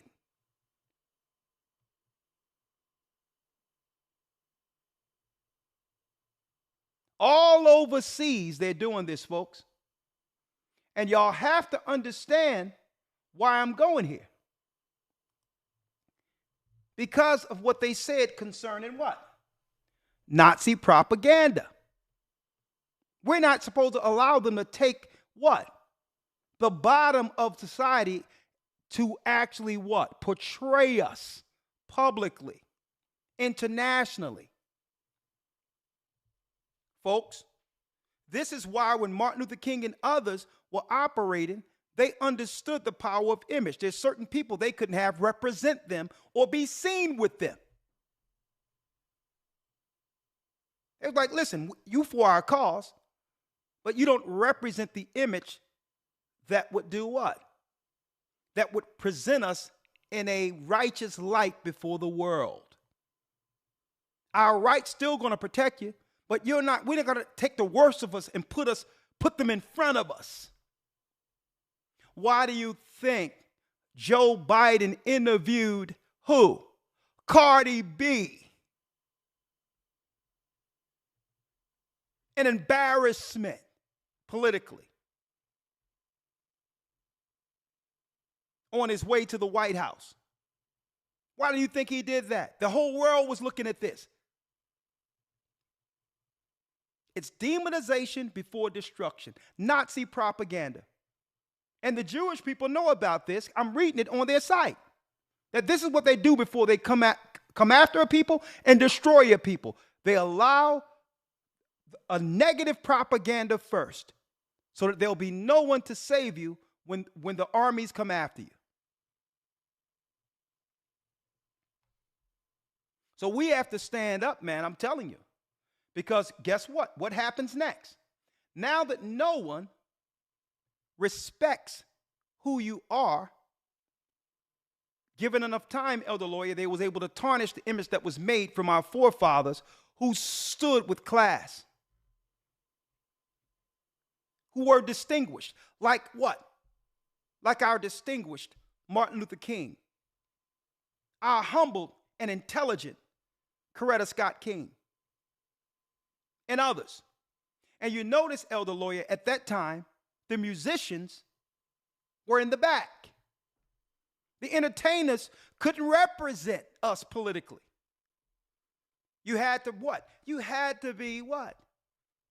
You had to be distinguished, respected. See? He was a Bible man. He believed in the Bible. Family man. Shabazz and Malcolm. Look at them. The optics of image meant everything. Because what? That Edmund Pettus Bridge, folks, when the world seen the white man destroy our families who are wearing suits walking over that bridge, folks, it changed everything. They said, nah, these aren't degenerates. They're wearing the suits we wear. They love their children like we love ours. And they're unarmed and getting attacked by these animals. So when you allow an image to be plastered over the world for years, over and over and over again, at the same time the world is pushing divisive politics, it won't be too long before those in Alabama, where we crossed that bridge, would think to do this. Fair use.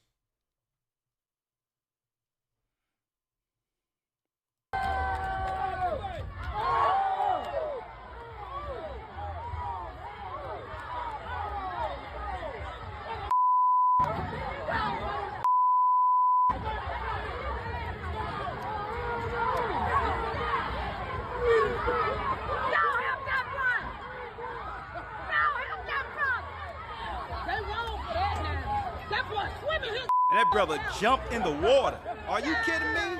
Get up there, young buck. Get up there, young buck. Get up there, young buck. We got action, baby. He ain't finna do nothing. Arrest that. Look at that. It won't be too long, elder lawyer, before if you demonize and show us debaucherous and show us with no integrity, without any level of morality, it won't be too long before these same people who destroyed us at Pettit's Bridge in Alabama begin to think it's okay to attack us at will. Now, of course, they got the royal Judah stomped down. But folks, I'm going to tell you this now. You don't know how the intellects amongst Esau will use this to have it backfire on us. They're so happy this have happened. In the midst of a political race where they're looking for something to divide black or white against white people to get our people out to vote against the same people who've destroyed us. See, I'm getting in front of it before CNN does it. Because the only thing they need is this fight, even though they didn't plan this, to sway our sentiments to believe that it's about voting strictly because Democrats aren't racist, and it's to stand against that white guy who attacked the black man. That's the only reason they'll pull it off. When Democrats have done more destructive behavior against us and continue to do so since the time we came in on ships from 1619, folks. Yeah, they got the royal Judah treatment. The lion put paws on them. Thank the Most High for that. But all in all, what make that drunk man believe that he could just fire off at a brother? It's the image that have been portrayed for years where now they feel justified now. They've been having these conversations. It's time to root out the cancer that have become these people who are debaucherous, this, that, and the other. And this man doing his job who have nothing to do with the image that's getting portrayed must now pay for that.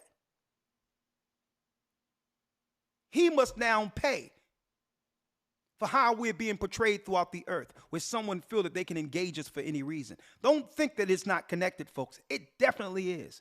When a sister come up missing and something happens to a sister, when a sister go overseas and get attacked, don't think it's not because of what was portrayed in society where we allow our sisters to be portrayed as less than human and nothing more than something to be laid down with.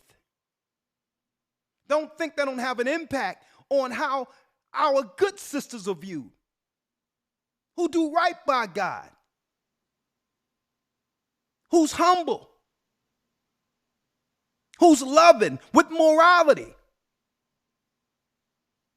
They won't portray that, but they will show who? They'll show Lizzo, the minstrel show of Lizzo, and embarrass us worldwide. And now it's coming out, elder lawyer, some of the charges from her background singer, allegedly. I mean, this would make R. Kelly looked like a choir boy. I'm reading some of the transcripts and the stories coming out. I'm going to bring it out in the news. Austin Holloman from Passport Bros is coming on the Academy so he can give an interview. He's already solidified it because we need to know why he decided to do something like this. What is he seeing from his age range? And what can we do to fix certain things in his humble opinion? And let me tell you, he's going to be on this coming Sunday. It's going to be a great dialogue. For the first time, we're going to do many guests in the Academy as we go. But something is happening in America where we're allowing these satanic liberals to do what? To egg this foolishness on, not realizing how it's going to blow back on our brothers and sisters. Elder Lawyer, there was a thing these sisters are suing. They're suing Lizzo now because she had a thing where the girls and guys would go in the back allegedly, and this was on the transcripts in the media. And they are alleging charges that it was anti-Christ scenarios going on with. If you read the Bible, they were being religiously ostracized, but who would want to be on that type of entertainment, sir? Be it within that circle, knowing the debauchery they do on stage as a Christian, I don't know.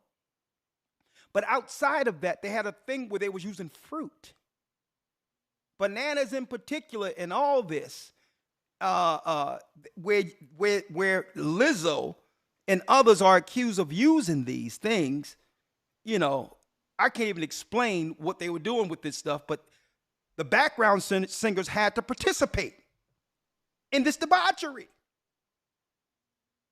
And they're publicizing it throughout the earth now because we allow them to use the embarrassments, the mascots to represent us throughout the earth. Folks, I'm going to tell you, and we laugh and joke about everything. You don't know what this does to our image. You don't understand how it blows back on an innocent person who have nothing to do with these people.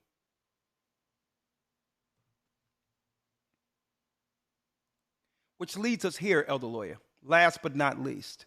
Mm-hmm.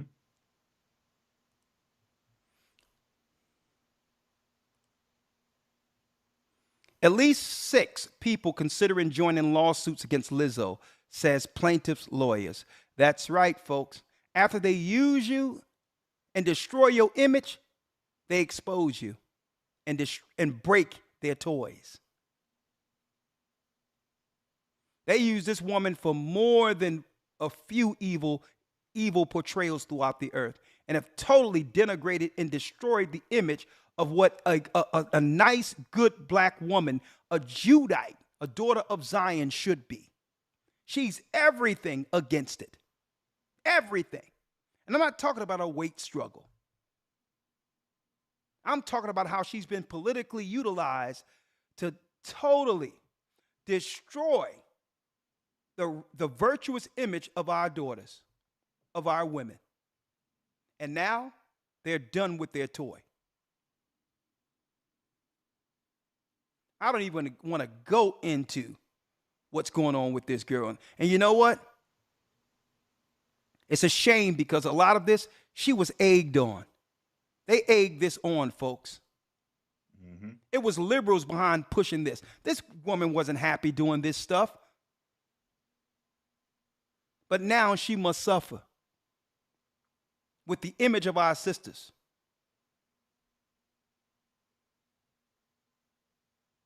Last but not least, Elder Lawyer. Yes, sir. Where are we going? Thank you, AC, for sending this to me. Here it is now that our image has been destroyed. City Councilman Trayvon White on Tuesday asked the National Guard to step in amid the district's rise in crime. How did you know martial law was going to come like this? You destroy the image first. The same modus operandi as the Romans in 70 AD against our people, which led to them what? Policing Jerusalem.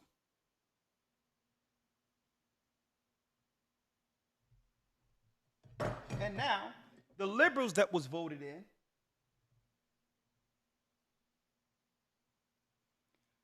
yeah, let's defund the police, but bring in the National Guard. You can't make this up. And look at these simpletons all together, not realizing who they are allowing, who are they begging for to come in their communities. Defund the police? Folks, if you got the National Guard guarding you, you will beg for the day a police was in your neighborhood. And this is what it is, demonization, and now it justifies a quasi-martial law. Mm-hmm. And mind you, our people are fed up. We're tired already. Why do you think those Alabama boys caught the lion paws? Can you imagine with our people suffering in the neighborhoods, being financially barred out of business, no jobs, giving it to everyone else, and then the National Guard try to come and instigate something in the community? Folks, this is a keg which will soon pop, and the propagandized controllers know it. This is right out of the Nazi playbook. And don't forget, Nazi also came with medical experiments on the poor. Huh?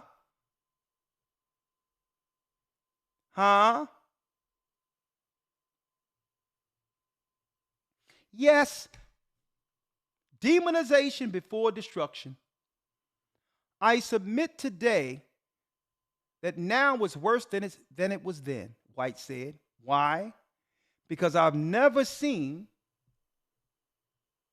this onslaught of violence portray on our women and kids. Now check him out. He want the National Guard to come in, elder lawyer, to protect the women and children. Show you how backwards things are. While Neo is getting canceled for protecting his sons and daughters by stating he will not allow any liberal, LBGT or gender teachings in his home. So now they're going to protect the women and kids when it's convenient. Now they care about the kids? Right. Now they care about the children? When it comes to justifying what the elite wanted the whole time. Boots on the ground in our communities. And during the George Floyd debacle, a lot of that was beta tested in the same major cities where you'll soon see the army. And guess what this guy don't realize? Who is he again? DC council member? This is what you don't realize, Mr. Council member. When it's martial law, you're no different than any other black man in that same community you're asking the National Guards to police. You think they're going to single you out because you have a dashiki under your suit jacket? No, I'm the councilman. Oh, no, I'm the reason you're here. And they're going to say, okay, boy, get in line. Thank you for opening the door. He don't realize he's opening the door to his own stomp down. This is 70 AD all over again. And it comes by allowing what? Allowing the media to operate as the devil's tongue. Anything, elder lawyer, before we open up the lines? Yes, sir. Just a few scriptures on the propaganda as it pertains to our sisters that you were just bringing out. I'll Okay. just read this. You can elaborate. Okay, chapter and verse, sir. Ecclesiasticus chapter 26. I'll start at verse number 8, but I'll jump around. Ecclesiasticus 26, verse 8. And like I said, Elder Lawyer, a lot of brothers and sisters don't know what it, I think we downplay or underestimate when women like Sukiana represents us internationally overseas. But the media and the paparazzi know exactly what they're doing with this. Folks. Mm-hmm. Because that might be the only example of those on the outside of the country to experience what a sister is personally. Mm-hmm. That's right. That's why sisters going to have to stand up and say, you know what? No more of this. Okay? If you can come out with anti-Semitism when someone is putting a negative light on your group, if you can come out with xenophobia when someone is putting a negative light on your group, if you can come out with homophobia when someone is putting a negative light on your group, sisters got to say, listen, no more of the hip hop and debauchery from these videos will you have representing us without political blowback. If you don't represent us the way we want to be represented, the way we choose our representatives, we'll tell you who to put in camera in front of. We're not trying to find some wino on the corner of your communities and put a camera in front of him and dress him up and and show him as your representative online. And sisters in particular are going to have to stand up and say, nah, no more of this. Because our sisters have to suffer from this madness. Being looked at as less than. And they wondering why no one is talking to them. They feel like they're being rejected, not even realize that it's actually through proxy.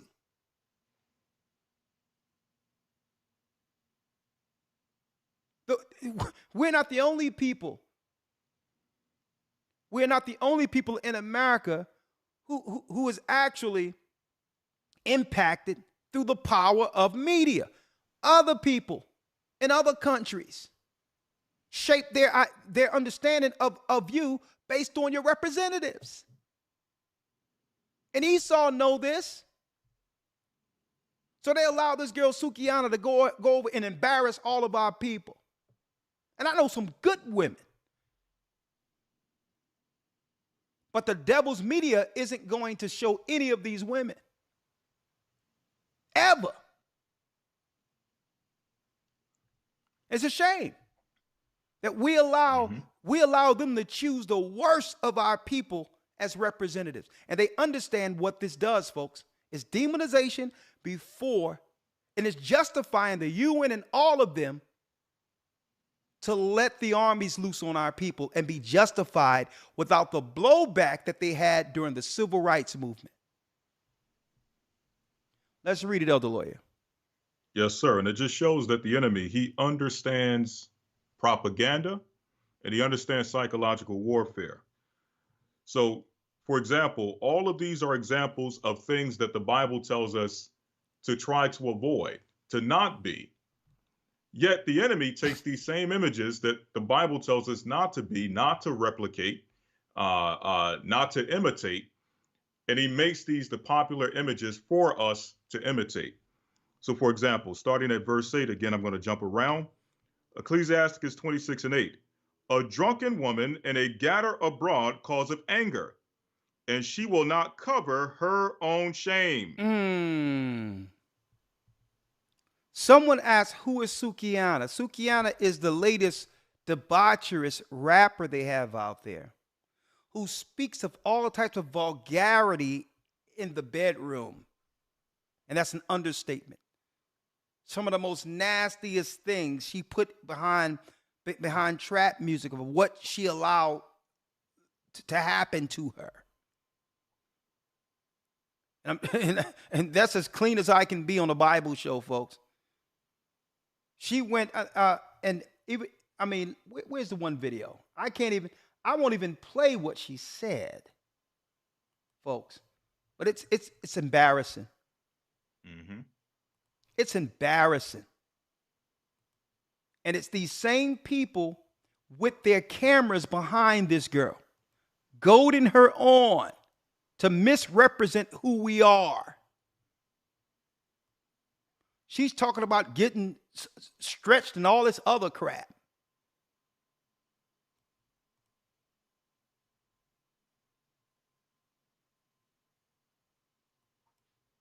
I'm trying to get my coochie stretched.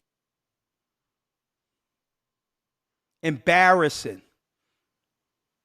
And we're talking about the paparazzi and PR people who know exactly what this does. This is how they want you portrayed, folks.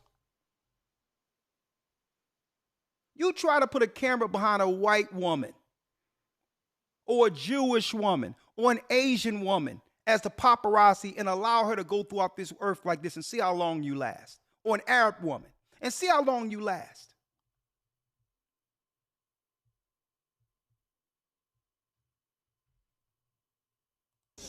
I'm trying to get my coochie.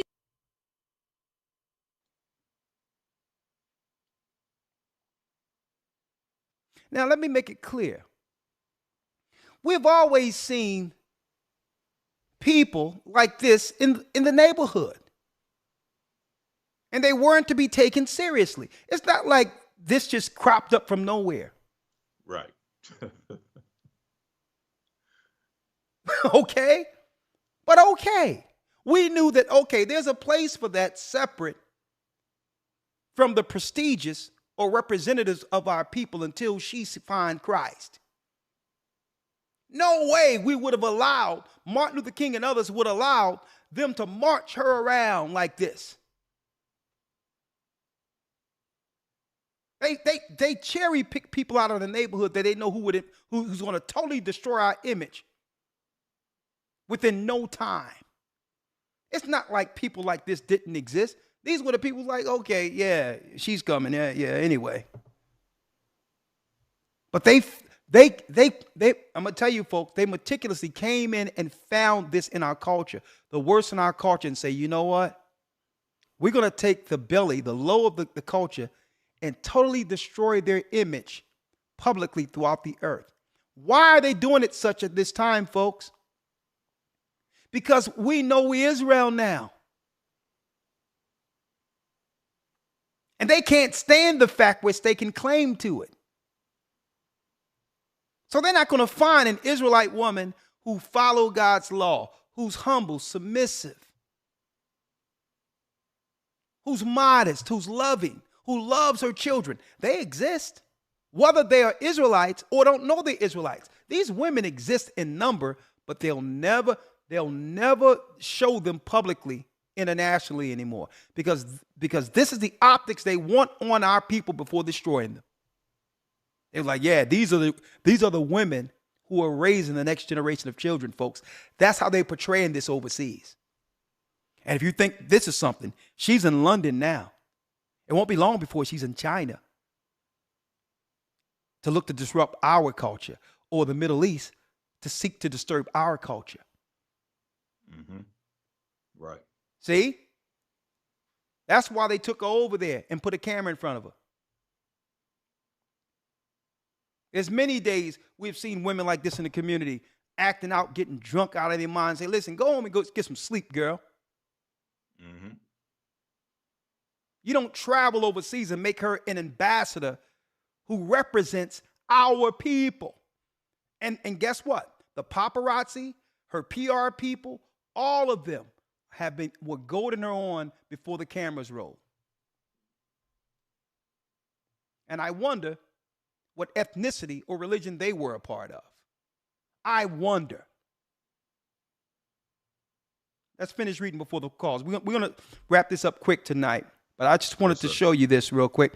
Elder Lawyer, let's get to the scriptures real quick. Yes, sir. Verse 8. A drunken woman and a gatter abroad causeth great anger, and she will not cover her own shame. A drunken woman and a gatter abroad. Every church should have had an apocrypha in it. Every church. A drunken woman and a gatter abroad. That means a woman. Oh, that's a woman who can't control her mouth. She don't even realize that she's an embarrassment. She think this is cute. Mm-hmm.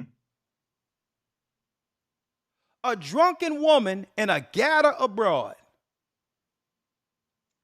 And cause of great anger, and she will not cover her own shame. And she will not cover her own shame, folks. Not that I'm about royalty and all these others when it comes to the area of England where the castle is, Elder Lawyer. Mm-hmm. But don't forget, folks, she's doing this right in front. Right in front of the castle. Right in front of what you would call royalty, where the prestigious and class is within London. See, they're strategic with this, folks. They want us to compare what our women have become in comparison to white Edomite royalty. See? And the Bible tells us, a drunken woman and a gatter abroad, cause of what? Cause of great anger. Cause of great anger. She will not cover her own shame. And she don't even know she's an embarrassment. Mm-hmm. And then it's a shame because she meet up with another satanic operator, so-called Umar Johnson from Philadelphia. That's no one in Philadelphia take that brother seriously.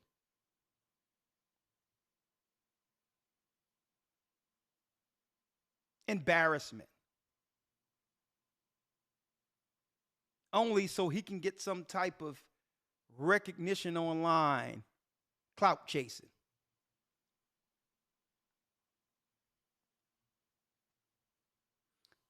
And she will not cover her own shame. Read.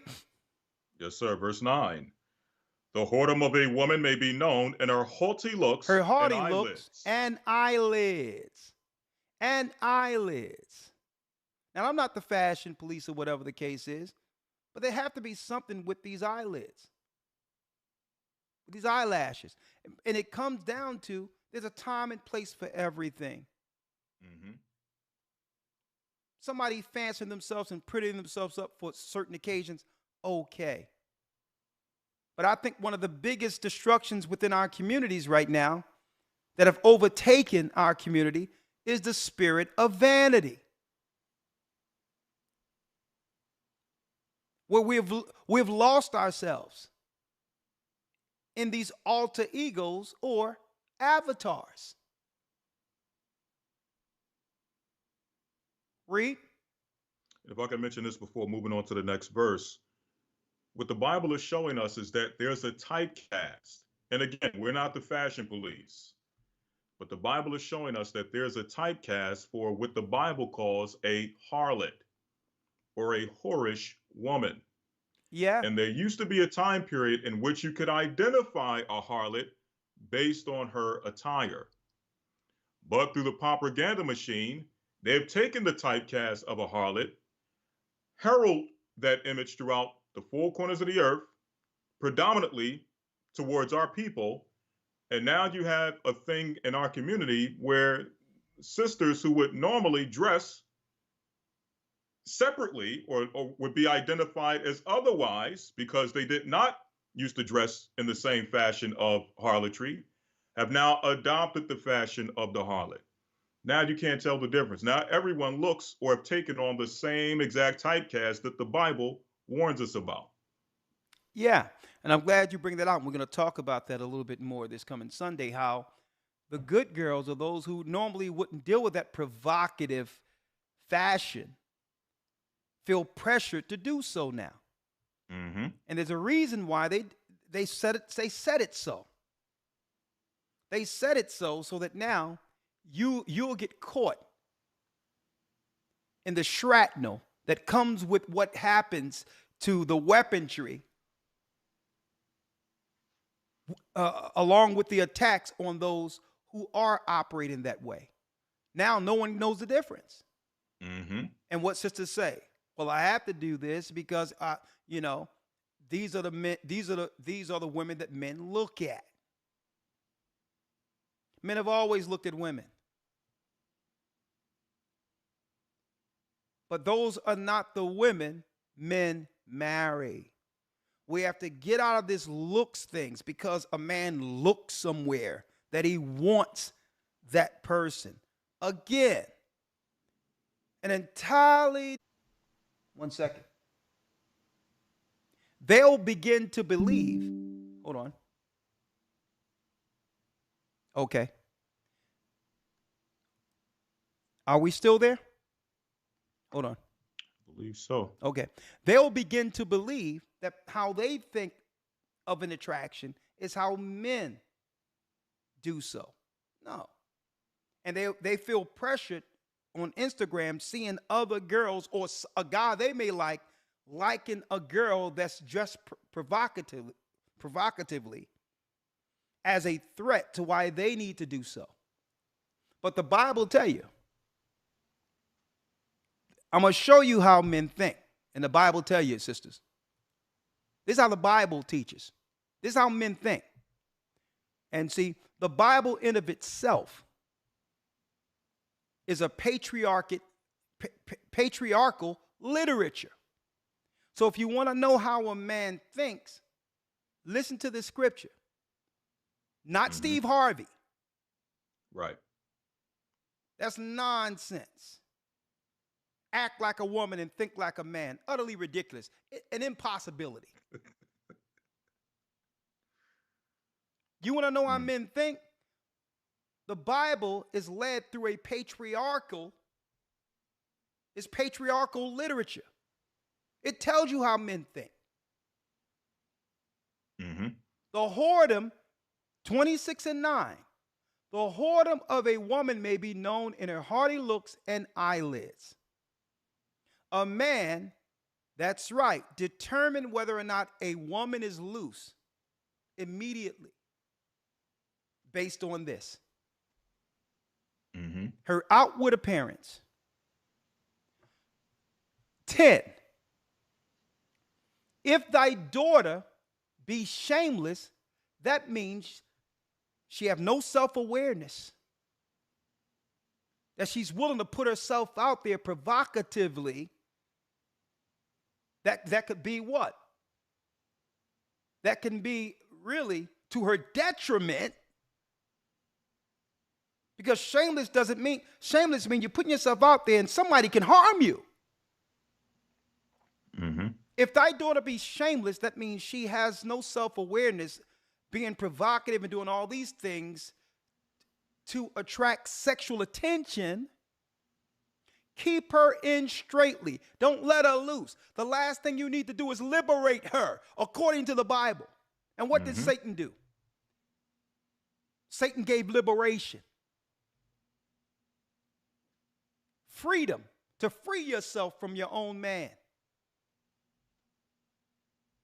If thy daughter be shameless, keep her in straitly, lest she abuse herself through overmuch what? Liberty. Liberation. Right. So a man makes a determination immediately on whether or not this woman is a wife or something else. So many women are being pressured into becoming the everything else. Don't realize, not even realizing you're in competition with what? The base of women. The bottom. That's who you're in competition with. And you think because, oh, my man looked at her and he thought she was this, and let me get a BBL, let me do this. Nah. Men don't want her for marriage. And how you, and this is how you distinguish yourself, sisters. You become the reverse of that. Don't care about the attention. The Bible will tell you, broad is the way that leadeth to destruction. Where there's more eyes, where more eyes are, the destruction happens. So don't worry about the looks. And I'm going to go there. Don't worry about how many people. Oh, well, I notice I get more attention when I look like this. No. The Bible tells men. The Bible speaks for men. It does. More men are liking all of these pictures and all that because it gives them a foot in the door. Okay? With a small chance, he'll score. So liking. You have these guys out there liking everything they see.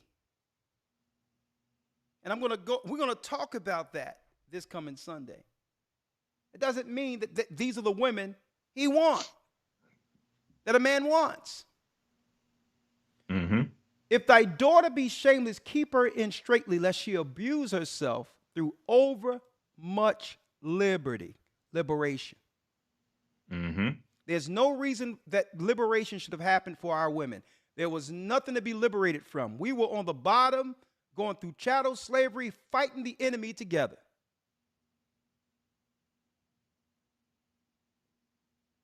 Watch over an impudent eye, and marvel not if she trespassed against thee.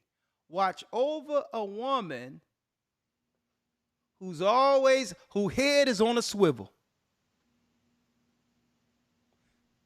Or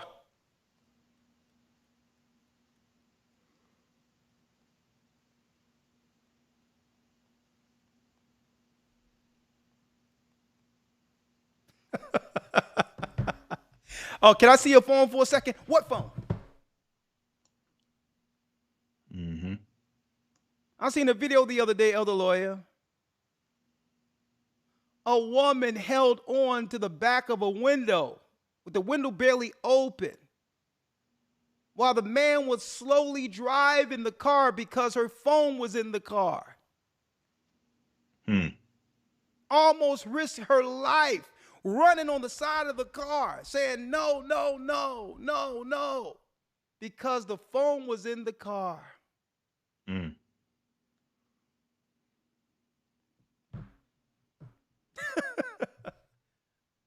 And it says, Elder Lawyer, she will what? It says here. She will and I'll open. jump down in a few moments. Go ahead. In fact, I'll jump there very quickly if you don't mind. Go ahead. You got it. Yes, sir. Verse number 22, and then after that, 26, that'll be it. Yeah.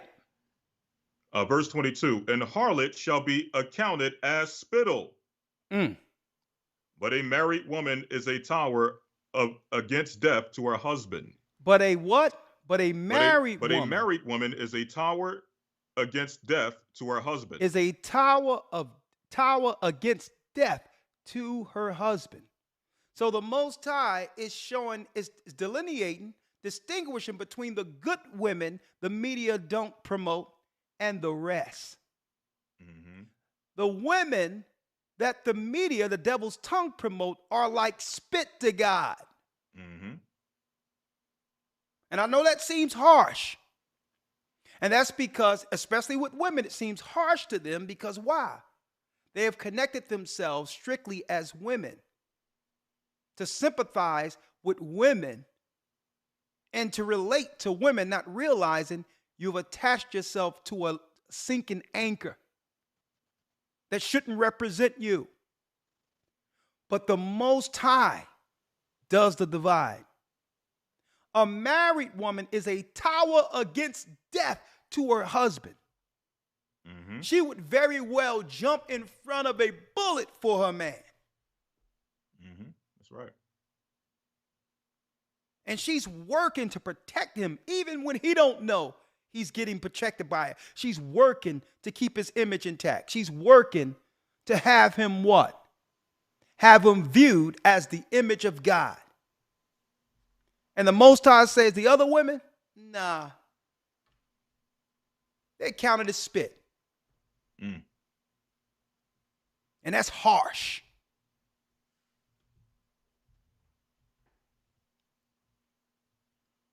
What else you have, Elder Lawyer?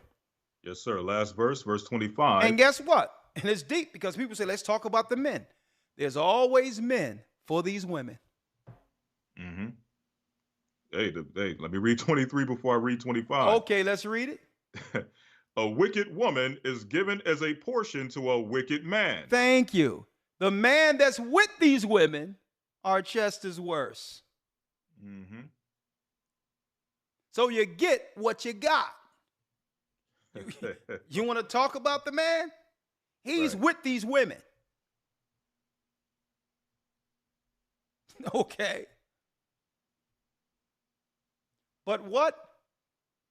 But a godly woman is given to him that feareth the Lord. But a godly woman is given to him that fear the Most High. Period. And this is why they don't want this Bible.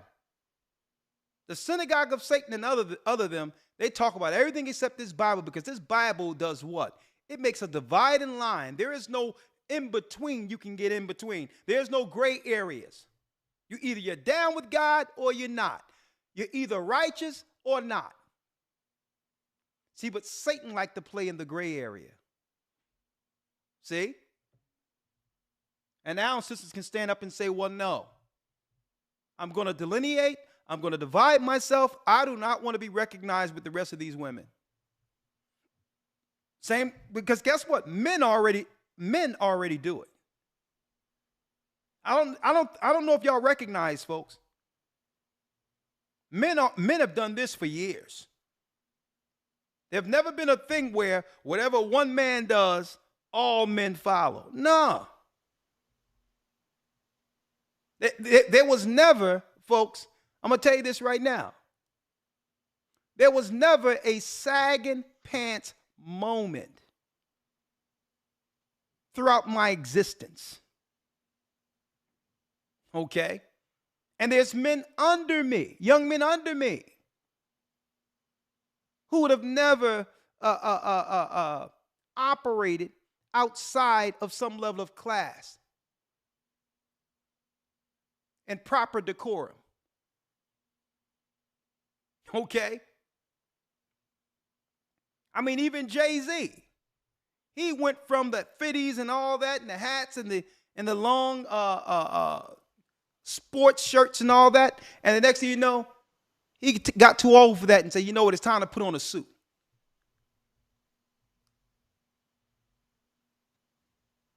Okay? Because we need a serious distinction between what we are and who we are and these others. You can recognize them right off the bat, whether or not you know that they're actually for something, right? Mm-hmm.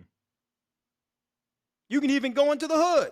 You can go into the hood and you can look at it and say, I can easily distinguish a brother or sister who's about something and everyone else. It's always been a distinction like that. But as we come closer to the end, the lines have blurred. The lines have blurred, especially amongst the women. There's this competition thing. But the women are going to have to say, you know what? I'm good. I don't want to be mixed up with the rest of these women, especially the way we're being portrayed overseas. What you got last but not least, Elder Lawyer? Right. Verse 25. And I want to make this clear. This is why we're bringing this out. This ain't to attack women. It's to show the imagery that they've been using through propaganda to promote it to the rest of the women within our community. Yeah. So that we can adopt, so that our women could adopt this culture. And let me tell you, usually when we go into this, we have to first frame it with a modifier, not to offend anyone. But if you came in late without seeing the whole broadcast, you'll be confused. Right. If you came in on this part about it, I would say hold your opinion until you see the whole thing. Because what we're talking about is the Nazi propaganda on how they use the negative in our community. Started in World War I and World War II, how the Germans used negative images of propaganda they put out about Jewish people to justify destroying them. And how now the media is doing the same Nazi propaganda to us by propagating and actually promoting throughout the earth the negatives of our people throughout the earth. And right now they're spearheading it by using the women in hip hop. Mm-hmm. Like Sukiana, saying all types of nasty and disgusting things. So that now if you take a trip over to Dubai or the Middle East, sister, and you just want to have a good time, you got these Arabs looking at you like you're nothing because of her. Right. They're going to think that they can do some debaucherous activity because this is how the women get down in the United States. That's what they think, folks, because that's all they know. Based on America's propaganda, picking the worst of us and portraying it to the world. Right. So let me frame it the way you need to understand it, so that you don't think that coming in later that this was about talking about women. Okay? All right, what's next, Elder Lawyer? Yes, sir. Yes, sir. Verse 25, a shameless woman shall be counted as a dog, but she that is shamefaced will fear the Lord. But she that is shamefacedness will fear God. Like, listen, I got a higher power. I have a higher power that I must give account to.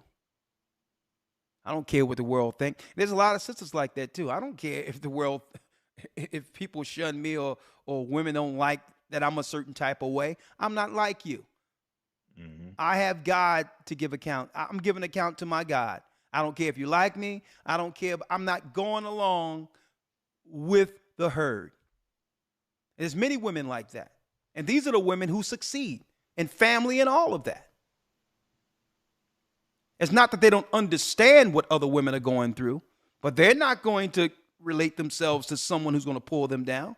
There's many women like that. But the media won't what? Put them on The View. They won't put them on it, give them their own show. And they definitely ain't going to parade them around internationally to show that there's something other than negative women or men. I mean, think about this, folks. Right? Let's read the last piece and then we'll open up the line to the lawyer. Yes, sir. That was it. All right. We're going right in. Again, we're going into the Hebrew Bible Academy this Sunday, week 7, right? And we're going into the roundtable discussion. And in that, we have Austin Holloman from the Passport Bros. He's going to be coming in. I've already set up the appointment where he'll come in and give his insight to why he decided to leave the country, okay, to search for a family-oriented or traditional woman. Not that they're not in the United States, but there's a reason why he decided himself to become a passport bro. He's one of the spearheads of this, to find something else on the outside of the States. What we're going to ask him in particular is what took him on this journey. Why did he do that? Okay, that's number one. And that's good that the brother got the passport and he's experiencing other cultures and all that. That's positive. There's nothing wrong with that. But then there's also people making assertions or opinions on what he's doing without asking him. There's some people saying that he's going out to deal with some level of fornication amongst other women. Is that true? What's going on with that? Or are they trying to demonize him about this?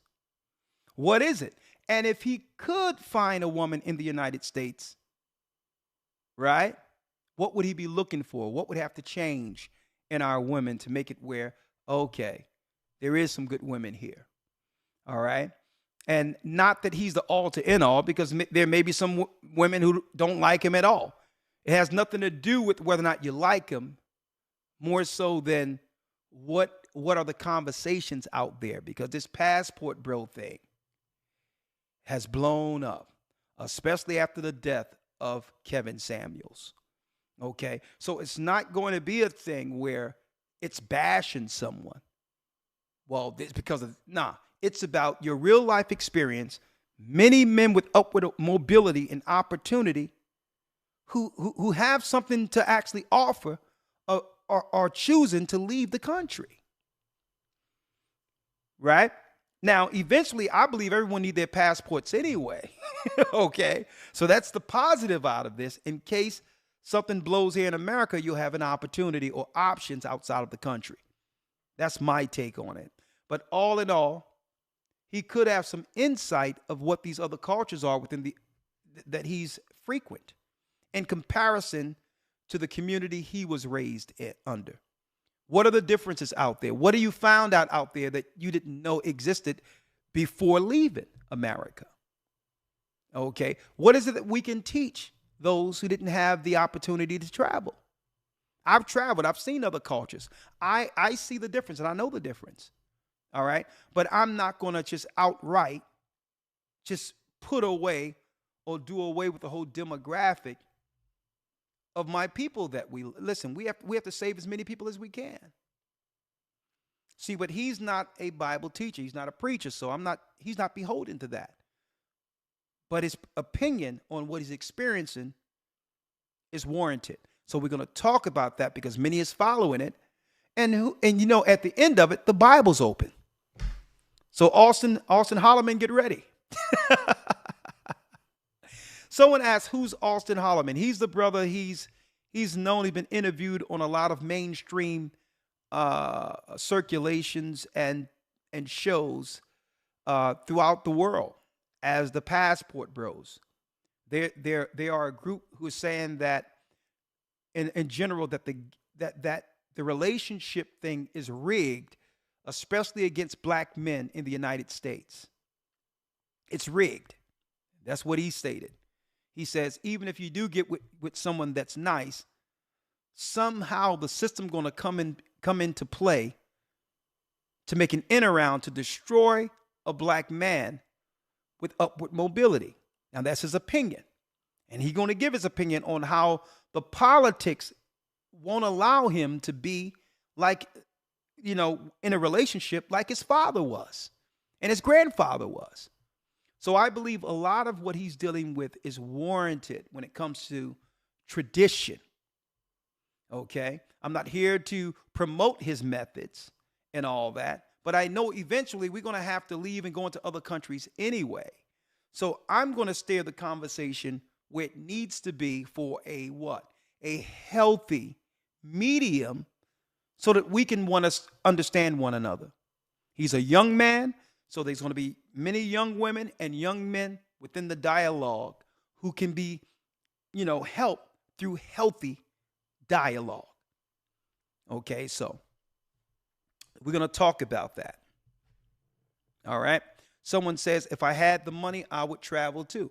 Well, we're going to be doing that, especially in the academy and other scenarios where we're going to be talking about options to break away from the job and how you can actually start your own business and all that based on the gift the Most I've given you. How to have a mind towards upward mobility, not depending on jobs and all that. We're going to be talking about that within the academy. So hopefully you'll get in and you'll have those discussions with us. All right. All right. So hold tight. We're going to open up the lines. And yes, what a great discussion we had tonight. I just wanted brothers and sisters to understand how propaganda works. It's the demonization before they destroy you. And I believe because of the negative portrayals in the earth against men and women, the children of Israel in this awakening, that white people in Alabama and others feel that they have the moral high ground to jump and to come against our people for no reason at all. See, there's a connection between that where someone thinks that they can just punch a black man in the face in 2023 and jump him, even though they got the royal lion's foot put on their neck. All in all, the brazen disrespect, believing that you can come against our people right now, comes from someplace, folks. And it's because of the negative portrayal against us, where if we are portrayed as nothing, people, when they meet up with us, they believe all of us are the same. Okay? So our image, again, is so important. Okay? Someone asked a good question. Someone says a good question, A. Sharon Brown. Let me see if I hear her question before opening the lines. Let's see. Let me see if I can read her question. Sharon, you can put your question in again. I don't see it. I'll answer it. All right. Someone, man, hey, Elder Lawyer, we had a brother in Alabama. He jumped in the water and swam to the battle. Now, now, you know, while I don't promote violence, the weapons of our warfare aren't carnal. But no, you just can't be just, that brother was doing his job. You just ain't gonna just come and jump him with a coward move and jump this brother doing his job. No, what you're gonna do is you're gonna stir up the warrior class. Right. Now, the way y'all been doing it have been working, Esau. Your biological warfares and misdiagnosis and all this other stuff to get us indirectly, that's been working. But I'm using the word and others to talk to our people and hit them to some of those games you've been playing too. But the last thing you want to do is to engage a brother where other people, our people, are present. That's a bad deal. Okay? That's a bad deal. Your indirect attacks on us have been working fine. Listen, we don't like it, but you better stick that way. You don't want to impose yourself on us as if you're ready for that. That's why you've done it through science and doing the other ways and your experiments and all that, and tricked us into getting your stuff and all that. That's the way you have to do it.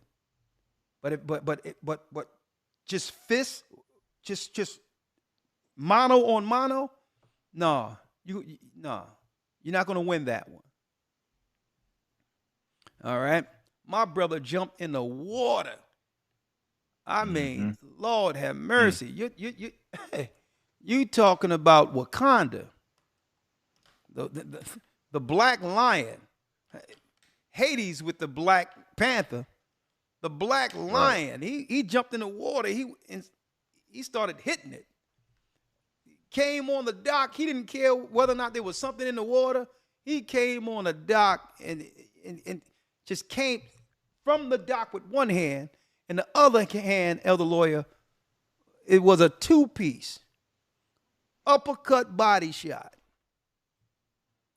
So no, we don't do that, Esau. It's not going to fare good for you. Stick with your tricks, okay? All right, hold tight. And they're going to use that too, Elder Lawyer, believe me. They're going to use that to stoke more racial sentiments. And they're going to use those who are emotionally triggered through race to pull this in. The DNC is looking at this as a godsend. We got black people on one side and white people on the other. Vote Democratic. Vote Democrat. You see, the racist white men are out there, right? And if you're having Trump, these are Trump supporters. I know how CNN is going to do this thing. Folks, don't fall for it, okay? All right, we'll be right back with the phone calls. 515-605-9327. We're only going to take calls for 30 minutes tonight, and then after that, we'll wish you all Godspeed.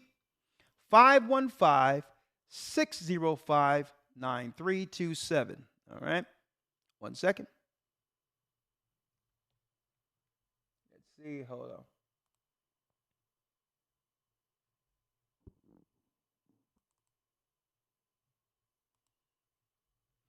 All right, 515, if you want to chime in, let me put the phone up there. 1 second. The number so you all can see it. Yes.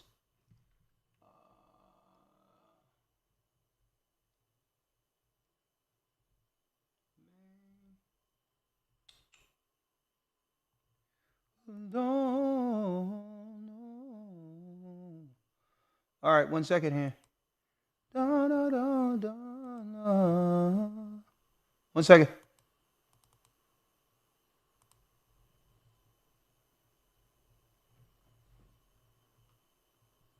Oh, 1 second.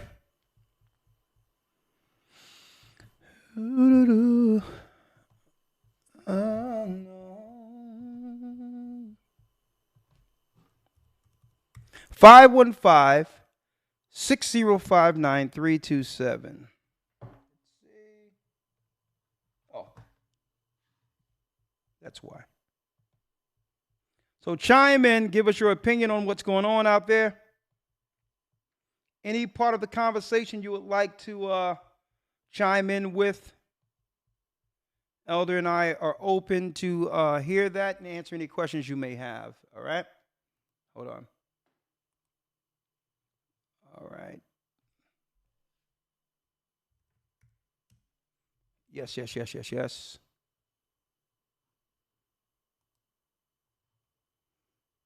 All right.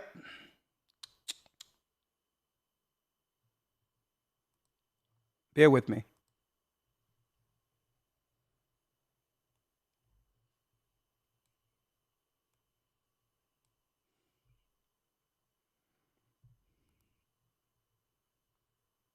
And thank you all for your contributions. I've received a few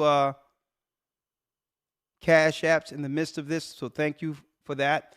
$ GOCC 144 donate. We really appreciate all the work that you do in supporting us and helping us finish what we have to finish. I have a lot of uploads and a lot of things, content that will really help the body out there. So through your contributions, there's a lot of work we're able to complete. So I really appreciate that. Let's see. Fit the screen. 515-605-9327. All right. Hold tight. We'll be right back with the phone calls.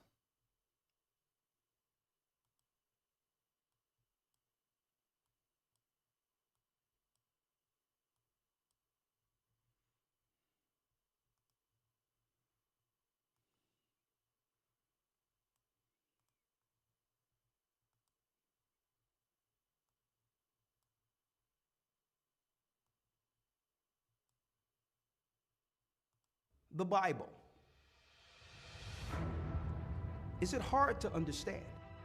When it comes to reading the Bible, the first thing that comes to mind is the fact that this is the Word of God. The seals have been broken, and the truth is here. And when we go throughout the scriptures, the Bible. Is it hard to understand? When it comes to reading the Bible, the first thing that comes to mind is the fact that this is the Word of God. The seals have been broken, and the truth is here. And when we go throughout the scriptures, when we go throughout extra-biblical records, we find that the language that God employed, that He used to create the heavens and the earth, was the Hebrew language. Christ said, I came for the lost sheep of the house of Israel. But yet no one, no religious leader, no religious church out there anywhere can now identify the 12 tribes of Israel. Can we? God is quite simple, but it seems as if man makes understanding Him hard. What are those mysteries? The truth of your book.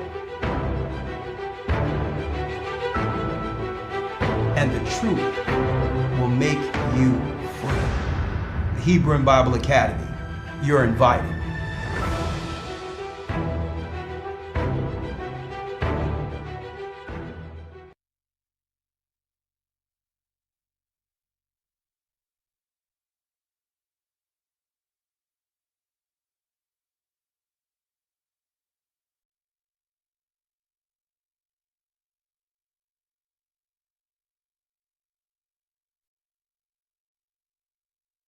Thank you. Let's get the calls going. 515-605-9327. Chime in. Let's see here. Chime in. And of course, leading into, thank you, Elder Ramar. Leaning into our broadcast, our Academy Roundtable discussion, you know I'm going to end it today with two wrongs. Have to talk about that because there's wrong on either side. There's 50% blame on either side. All right, let's go. 515-605-9327. The number's on your screen if you'd like to chime in. Let's see here. Blog calling. Yes, there we are.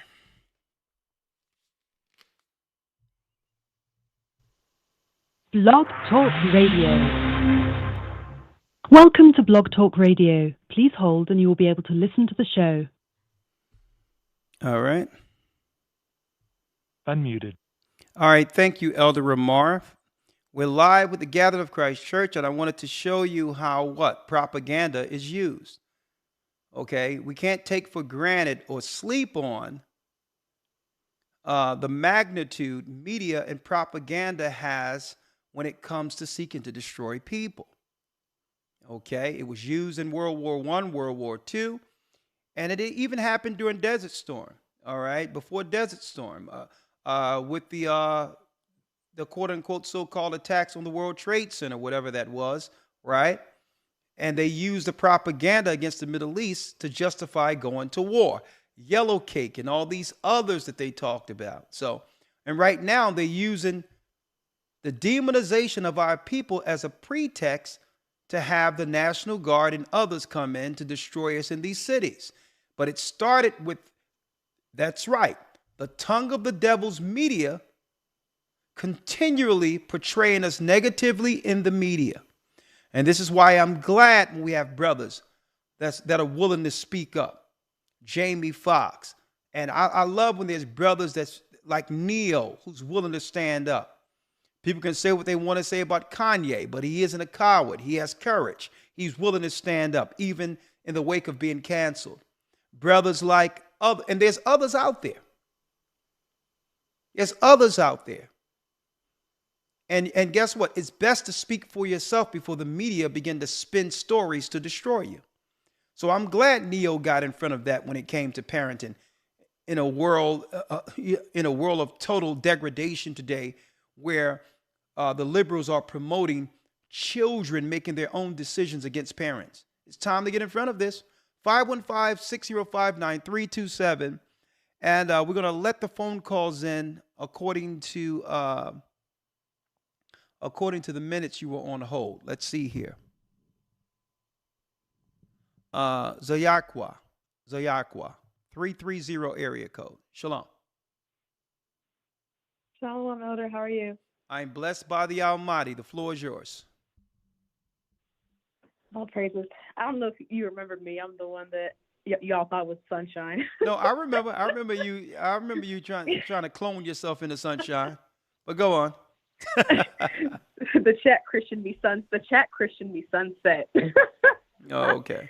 But anyways, I just wanted to come on and say, the propaganda that I've noticed with like the media has become a lot more prominent in like young black women, or Israelite women. They don't know the Israel. We know we Israel. Anyways, sorry. But I've especially noticed it with this new rapper that you showed tonight. I forget what her name was. Sukiana. Something. Sukiana, thank you. Lord have mercy. And I noticed that the era of like the rappers that have that type of vibe, they've been changing over like the course of the last like 10, 15 years. Because if you think of like Nicki Minaj, Cardi B, Megan Thee Stallion, you have all these women that they kind of frame our like women and girls to look up to, instead of trying to find an example that doesn't objectify them. Like like I said, a good biblical example would be Deborah. So like we've learned to fixate so much on what the world has to offer. We don't really think so much about what sisters that were able to come up and be a good example that the Most High has for us. Sister, I'm glad you're bringing that out because I'm gonna tell you, even the low of certain communities. Let me tell you, there's communities who work to actually protect the image of their people, even if they're the base of the community, of their particular community. And who comes into mind right now, right? Marilyn Monroe is almost looked upon as a goddess, right? Con. And she was really a woman who, when the stories are out there, allegedly, she was moving around, on the low level debaucherous scenarios, sleeping with different men. But you see how they still work to make sure that the white woman had a pristine, clean image, even though she was proverbially, for today, to some degree, for the streets. Right? Mm-hmm. So it's not as if they wanted to portray our sisters, even the ones like our sister, in a positive light, they would find a feel-good story to actually show that this is not all she is, that she have taken on a caricature that they're promoting. But these women don't want their daughters to grow up like this. So if they wanted to find a positive way of even portraying these women, they could. They did it for Marilyn Monroe. But they don't like our sisters. They hate our sisters. And it proves and what shows that is how they are willing to portray them negatively. What say you? No, yeah, I completely agree. Because even if you look back in like that Marilyn Monroe era, you didn't really see like there was the Black sisters were always put into like the role of something less desirable. I mean, if you even think of Gone with the Wind, there was Hattie McDaniel. They had her portrayed as a slave. Yeah. And as that goes on, it transitions from like that slave caricature, and then you had a few of those really good sitcoms that had like that type of good dynamic that would be seen in like a white TV show. But then it started turning into a lot more of that, making Black women look worse and worse. And I think that's been like a thing since at least the early 90s. And here's a question I have for you. And they had to get in front of slowing up Lauryn Hill almost immediately. You're talking about someone who came at a time bucking the trend against all odds when they were trying to push gangster rap and all that. Man, Lauryn Hill was being lauded. I remember when her album came out. She was being lauded by serious geniuses in music such as Stevie Wonder. You don't hear just Stevie Wonder singing anyone's praise. I mean, Lauryn Hill was just, I still don't like the way they did Whitney Houston. Okay, yeah, Whitney Houston was struggling with something. But don't let me pull out all the people in your persuasion that went out on all these drugs and all that, but you still kept a clean image of that person. You kept a clean image of these people who was on drugs and all that amongst your people because you understood how that reflected on your community. Hell, even Rock Hudson.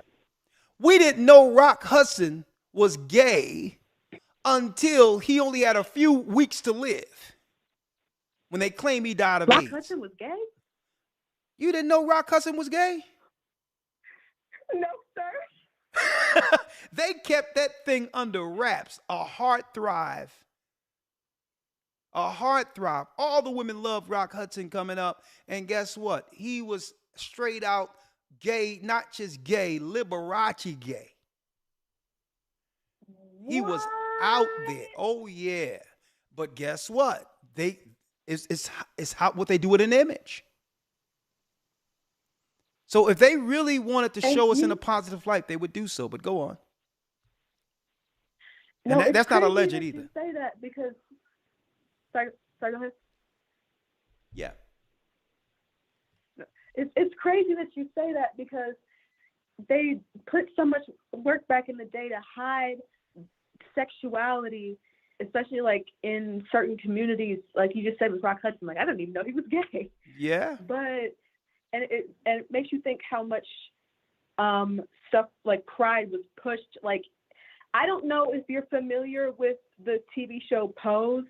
It was about like this gay ballroom scene in New York in like the 80s, and it was all black and like the Latino people, and it's crazy to think how much they hid it with like in other communities, but in like communities like that, it was something that was pushed. Like you could be like proud of that type of thing.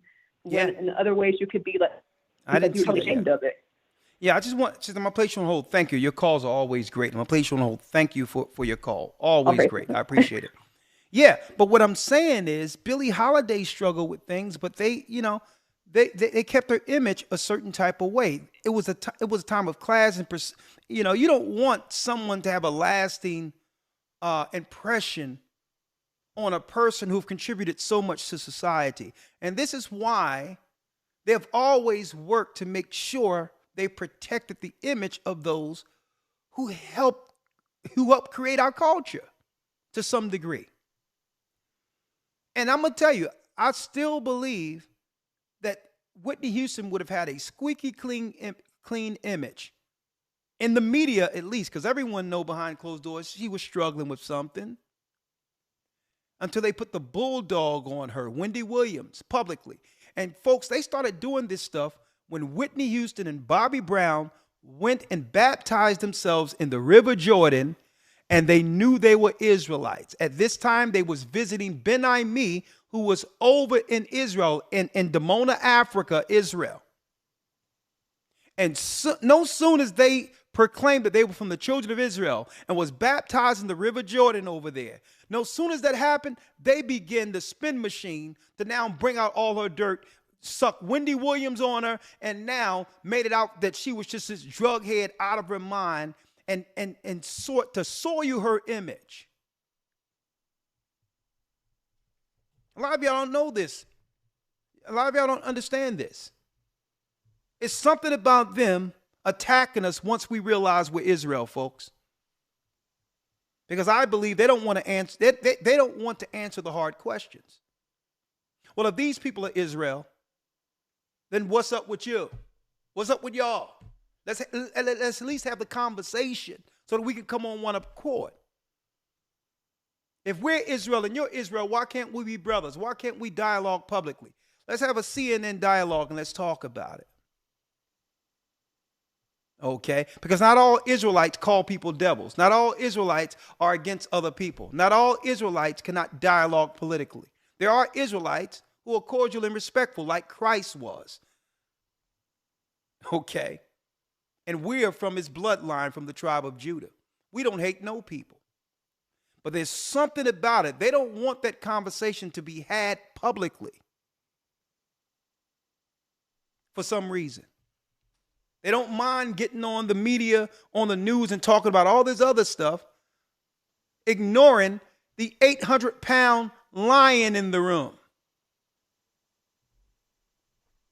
The real conversation, why you're coming at our people like Whitney and others, because we started to take on and we found out, according to the Bible, that we are the children of Israel. And that doesn't disrespect your religion and what you're dealing with. You have the right to believe what you want to believe, but we know who we are. Let's have the discussion. All right. Nicole has a question. Because now, if we know we're Israelites, now we have to discuss what? Sovereignty. We have to discuss politically what this means for our people. How you cannot push negative out there against God's law without giving an account for it. The same way I can't say nothing about you without giving an account for it. Because now we're being recognized as a group under God's law. See, they understand the range, what I would call the range of engagements for what you would call political war. If we identify as Israelites now, we're coming with the law and how we should be treated as a people like they do. Now, right? Now we can be protected. See, when you use groups like black or Negro, that doesn't come with any level of protection because there's no laws connected to those people. Those are lost people who are just seeking to be treated equal. See, when you're an Israelite, you realize there's no such thing as equality. When the Babylonian and Assyrians ruled, it was their time. There was no equality. They ruled. Our God gave them rule. Okay? When the Persians ruled, there was no equality. Esau was even within the councils of the Persians. And they weren't equal to him. They were under the Persians, who are the Iranians. When the Greeks ruled, there was no equality. And guess what? When the Romans ruled, there was no equality. And when we rule, our rule is next, and it's an eternal rule, there will be no equality. There's no such thing. You can't have equality when there's a people who was prophesied to rule for a specific time. That's utterly ridiculous. So we're not looking for equality. But as Israelites now, we can now have more control over the laws that pertains to us, and then we can have more control over our image. So there's a clear delineation between those who are acting outside of Israel's law and who are acting within it. And if we put out there publicly that we're the Israelites and these people are out there being debaucherous, now we can draw a line according to God and say, listen, they're the devil's children. They belong to you. They don't represent us. And then you can't use them to demonize the whole like you're trying to. And this is why, brothers and sisters, they don't want the public conversation through mainstream media. And they're doing everything to censor us speaking here.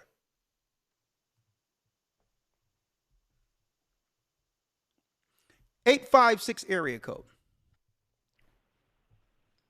Shalom, all praise to the Most High. I just wanted to make a comment about something that happened. So you brought up Whitney Houston on Saturday coming home from Sabbath class. So my ride came to pick me up and put me in transportation.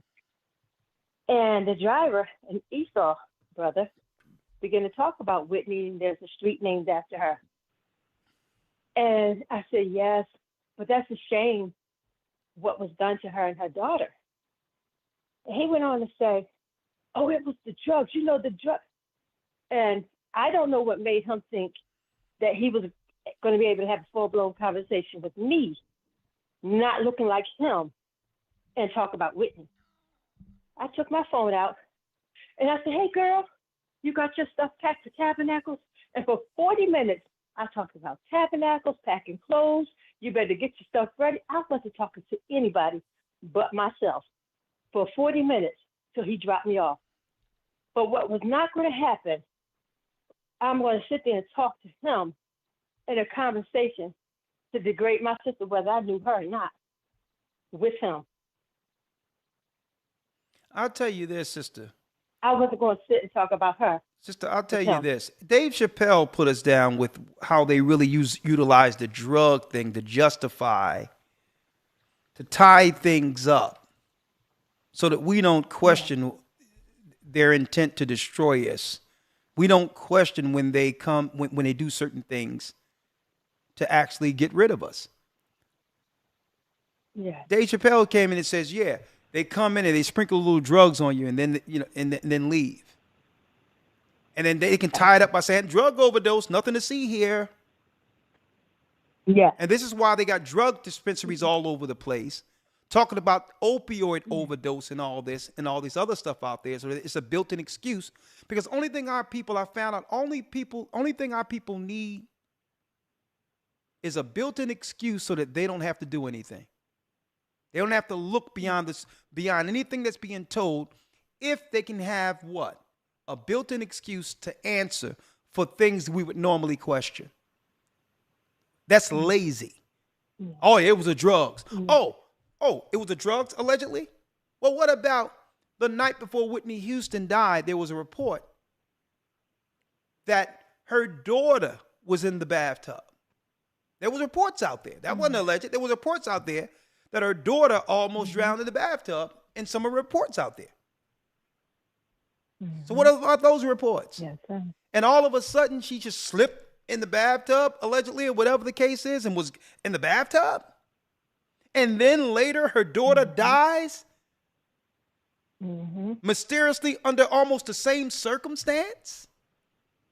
Yes. The only I brought that up too. The only person who was what? Who was the living heir to her royalties as well as her catalog? The only living heir who would live and have access to a multi-billion-dollar catalog? So that's what's wrong with our people. We're willing to hear the surface. And that's why I titled this what I titled it today, sister. I titled this intentionally, when media is used as the devil's tongue. How can our people trust the media? When have they ever portrayed or did anything for us, for our people to trust them? They only throw dirt on our people. They don't even allow us. They won't even allow us to honor a gift from heaven who was given to us, who've given us great music in certain moments when we were dealing with serious things in our lives. Let me tell you, when you got people like Whitney Houston and all that, and I'm not going to say I excuse her behaviors and her drug use, whatever she's dealing with, but you cannot deny when God has sent something. Yes, yes, sir. He sent Sam Cooke. Yes, he did. And I'm going to tell you, that's why, even though people get upset with me, that's why I won't go with their story out of nowhere about R. Kelly. I'll never do it. Because the timing of it is suspicious. If you was going to get him, if he did anything, it was all lined up for you to do it years ago. And you wait until you wait until he's looking at his catalog and saying, I want my money for a documentary to pop up from somewhere. And then charge him not on child rape, but you're charging him on a RICO charge because of something between state lines. I'm like, that's why I don't listen to what they're saying, because our people only need a built-in excuse. Oh, yeah, those girls. What girls? What are you talking about? Did you actually read the transcripts? Did you know how many why do you think they didn't film this live so that people can see it like the OJ trial? Why did they only show composites of drawings so that the media can spin what was going on at the trial? So I'm not here as an advocate for R. Kelly. What I'm saying is, why do we just run with the story they give us, realizing that, and all of us have to realize that there have never been any people in the media we could trust. Why trust them when it's convenient? Thank you, sister. You have the last word. No, all praise to the Most High. One more thing. And ain't that amazing? Yes, ain't that amazing? That it's amazing that you can take down a man you can take down a person on a one-man RICO. Yeah.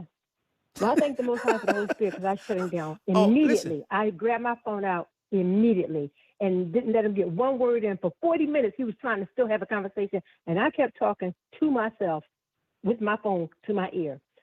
But one other thing I heard you say about 2 weeks ago on one of the Sabbath lesson, you had mentioned that you hadn't met a rabbi that didn't deny the Most High's name, AHAYAH. I was in Wawa, and I saw an old friend from our old church, and he asked how I was doing. And, you know, we always say what we hear you say, blessed by the best, and his name is AHAYAH. And I said, AHAYAH. And an Esau, Jewish rabbi turned around, whom I didn't know him. He said, I'm a Jewish rabbi. You're absolutely correct. And I said, then why don't you tell your people? And he shut up Look and at said that. nothing else. Look at that, confirming. So I'm just a witness to what you said. I think it was about 2 Sabbaths ago. All praises. So, It's yeah, being verified. This is Kazaya from the New Jersey body, and thank you for letting me speak. Thank you, sister, for calling in. I bless you. Oh yeah. By the way, I went today to get me a little soup, and I was on my way home, and Chingy showed up on my feed. Now, in particular, I respect Chingy. I spoke to Chingy before, right there. Because while I was overseas, Chingy asked me, was it okay for him to use one of my teachings I did online or on the streets in one of his videos, right? And the video was called King Judah. I'm going to pull it up here.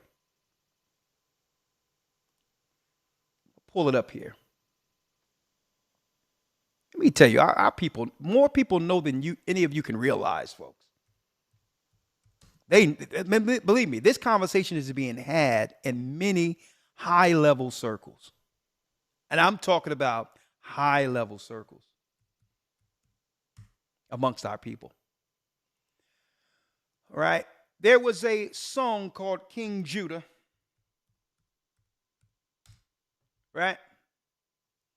Chingy. 9 years ago. Right? Let me pull it up so you all can see it. Right? Let me pull it up so you can see it. Right? King Judah. Check it out. Just a little bit of it. Now, Chingy called me up and he said, yeah, he got a song and he would like my permission so that I'm speaking in the back of it to actually do the song. Does he mind if one second, let me put it here. Would he mind if my voice was used? And I said, brother, I'll be honored. Have no problem with it. Right? That's why we here. We got other things to do, but brothers and sisters, y'all better listen. Your God that put you in this is calling that. He's telling you it's time, and they know it's time. They know it. Before I say this verse, all praises to the Most High. Sitting on the throne, Chingy the king, what I go by. Jumped off the slave ship to a spaceship, boy, I'm so fly. Cut your triangle eye with my short mind, that's no eye. You in the kitchen cooking up, trying to bake a pie. I'm reading about my past deception, trying to cremate a lie. Guess I should talk about bottles, girls, the hood, and guns. I've gotten sicker that you son of sin, I'm God's son. Throw up your number ones and rep that 7 with me. See that? Yeah. 9 years ago. So this stuff been circulating a long time. A lot of us understand we Israel. But in particular, what came on my feed with Chingy was he has an interview on Vlad TV, folks. Now, mind you, it came out that the quote-unquote transgender person that smeared Chingy's career, that person came out and said that they lied on Chingy, that they never even dealt with him. That was a lie. That person, that man, just took a picture with Chingy.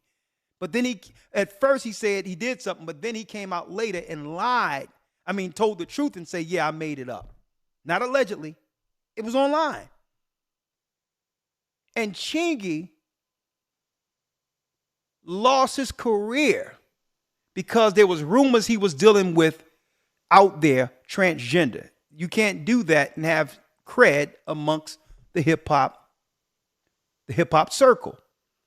And no one, even though the person came out and said they lied, there was no apology from the media, nothing, and the brother had to suffer being lied on. King Judah, anyone? And I'm saying that to say this. He just got interviewed on Vlad TV. And there was a question that came up concerning what is his take on R. Kelly? He said, listen, I've been in many scenarios with R. Kelly, and I've never seen what they're talking about.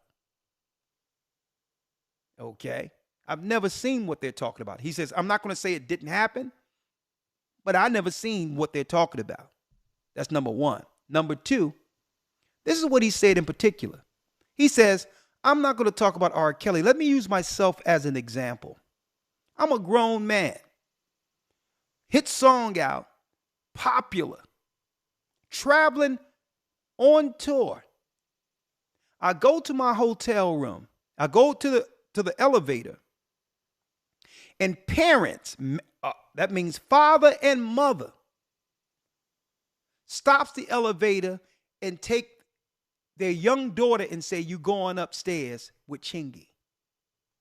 And Chingy said, no, she's not. No, she's not. Go to Vlad TV. He says, if you understand what happens in this business, he says, if you understand how many 16, 17-year-old girls come to our concerts, come backstage VIP with identification, claiming they're 26, 27 years old. He says, so I'm not going to speak on no R. Kelly and what the media is saying. And this is what he said. This is about R. Kelly's catalog. He says, I'm not going to talk about what R. Kelly went through, but parents have pushed their daughters, underage daughters, on me. On Vlad TV. Go check it out. He says, but they put it in the bag and they use this stuff when it's convenient, when they want to take something from our people. Quote unquote. Anyway, next call. But no one talks about Woody Allen, the little Asian girl that we thought was his adopted daughter.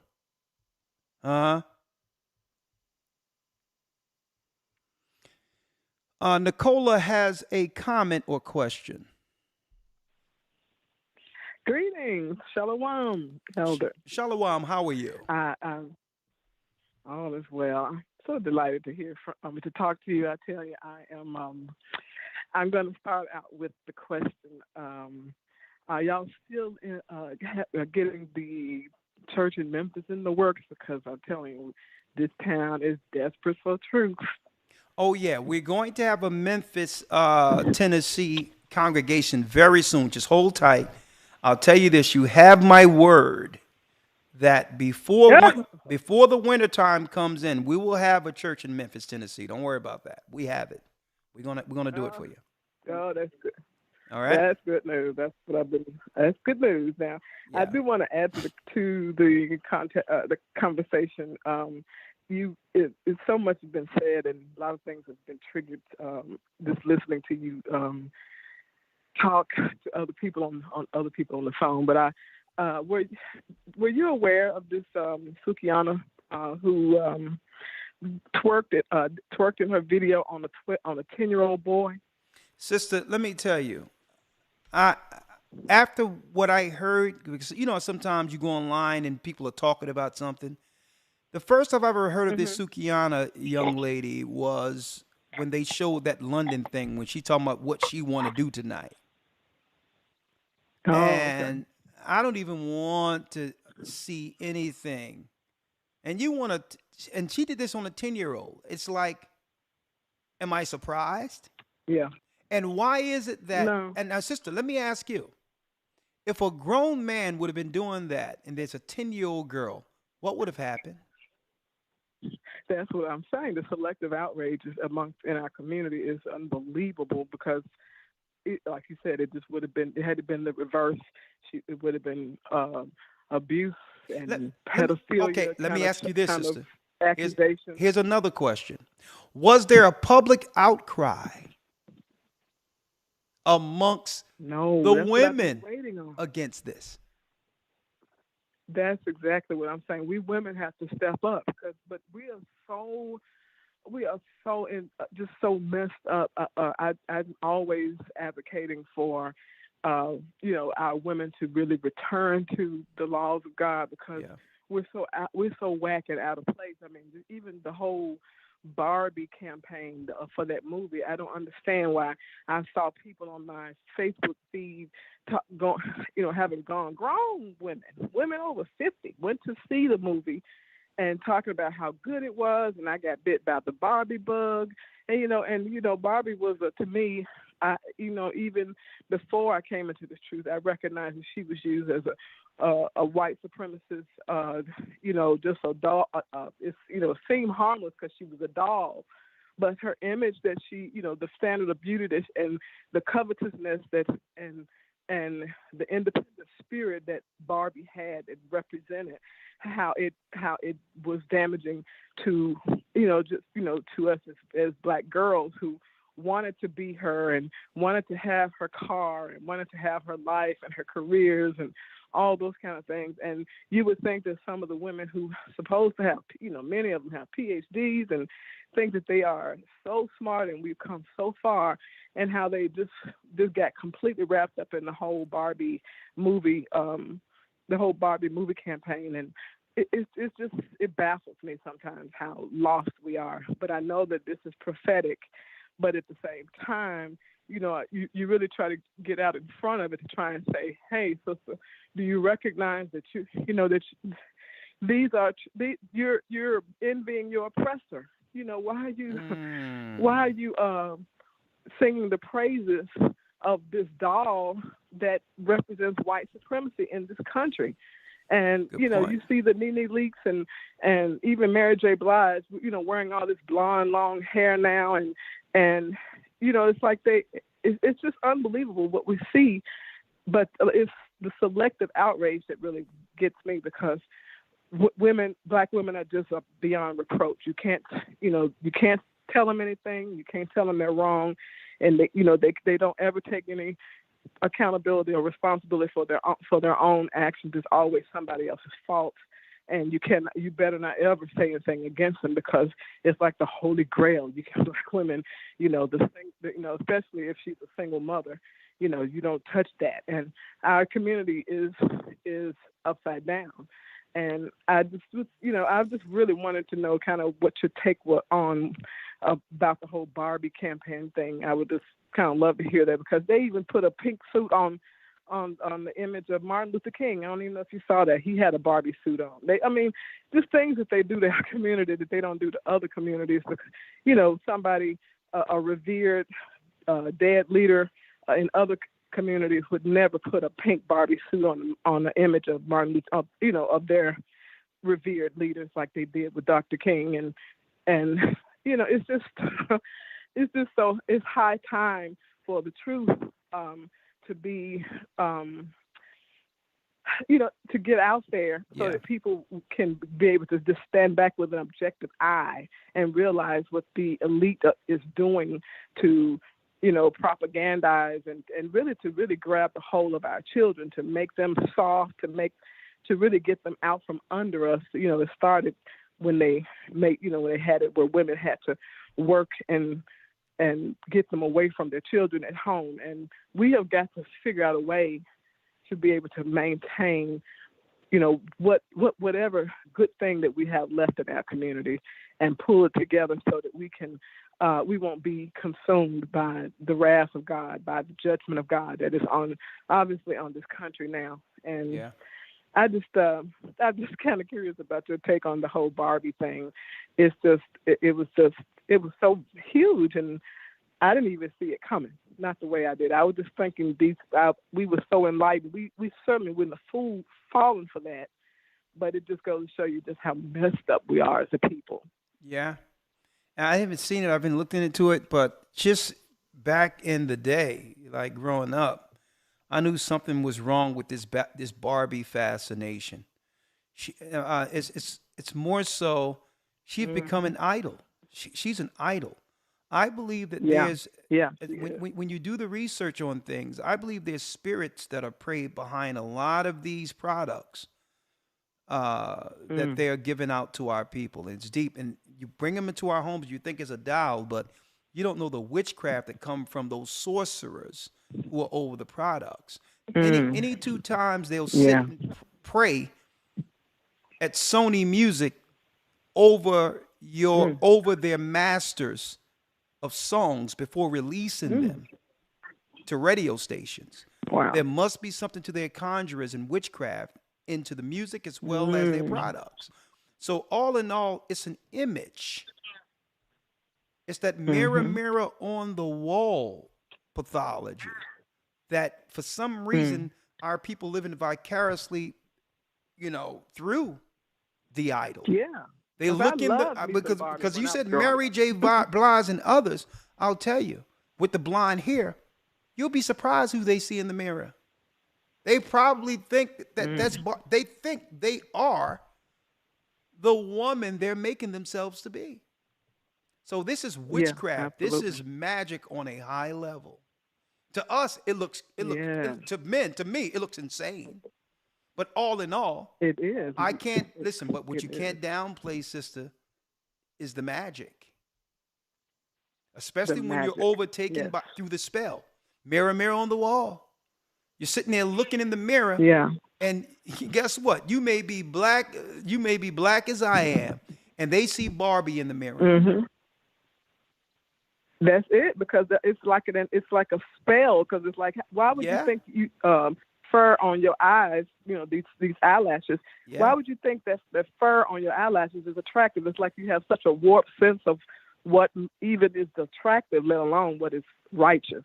Well, sister, it's just baffling. Sister, it's we're overtaken, and this is why it's time to bring our people back. I mean, it's not to browbeat them or whatever the case is, but let me tell you, when you suffer and have been destroyed as a people as such, like we have, I mean, our people would rather deal with an alternate ego than to accept the reality.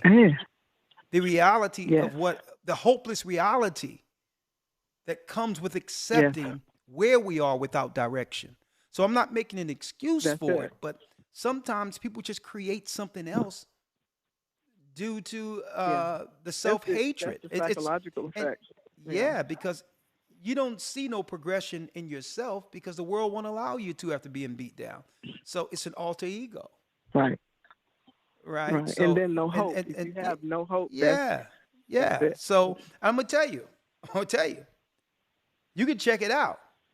You can see the personality of a person before they put all the stuff on. And then see the confidence that they have after they put the stuff on.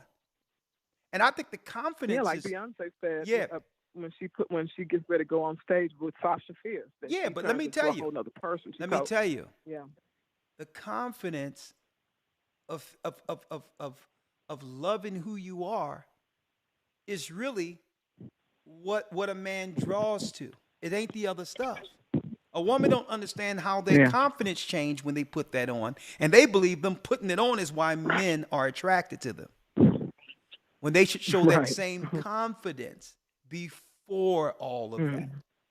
So it confused women. They say, well, the men, but listen, you throw your head back, you stand up. Your posture is straighter. You walk with more confidence. And all of that is more so the attractive piece because you've become a different personality. You didn't feel that confident. That's what showed before the Barbie and the makeup and all that others. Right? So we're going to talk about that this Sunday. Right. We're going to talk about a little bit of that. It's just a little bit of that. Just go into it. Well, the Academy's been off the chain, Elder. I just want to say that. Thank you. Off the chain. I appreciate it, sister. We do a lot of work. I've been waiting for this lesson. Well, sister, we're going to come together. We're going to talk about it. And it's really, I believe sisters, if they're told exactly how men think without men bashing them or coming against them and downing them according to how they feel, how they think they're being down. If they just hear what men think And I think that would Yes, go a long way with women. Because I think I think women, so too. I think we women can does really they do reason together, and yes, because we they do a sit lot down to the try rock to and really please reason together. and be accepted by men. And that's understandably so. They're Hmm. supposed to, right? So now I think Right. we can have a conversation where sisters can actually hear the truth from men Yeah. without Hmm. them being the pinata being attacked, right?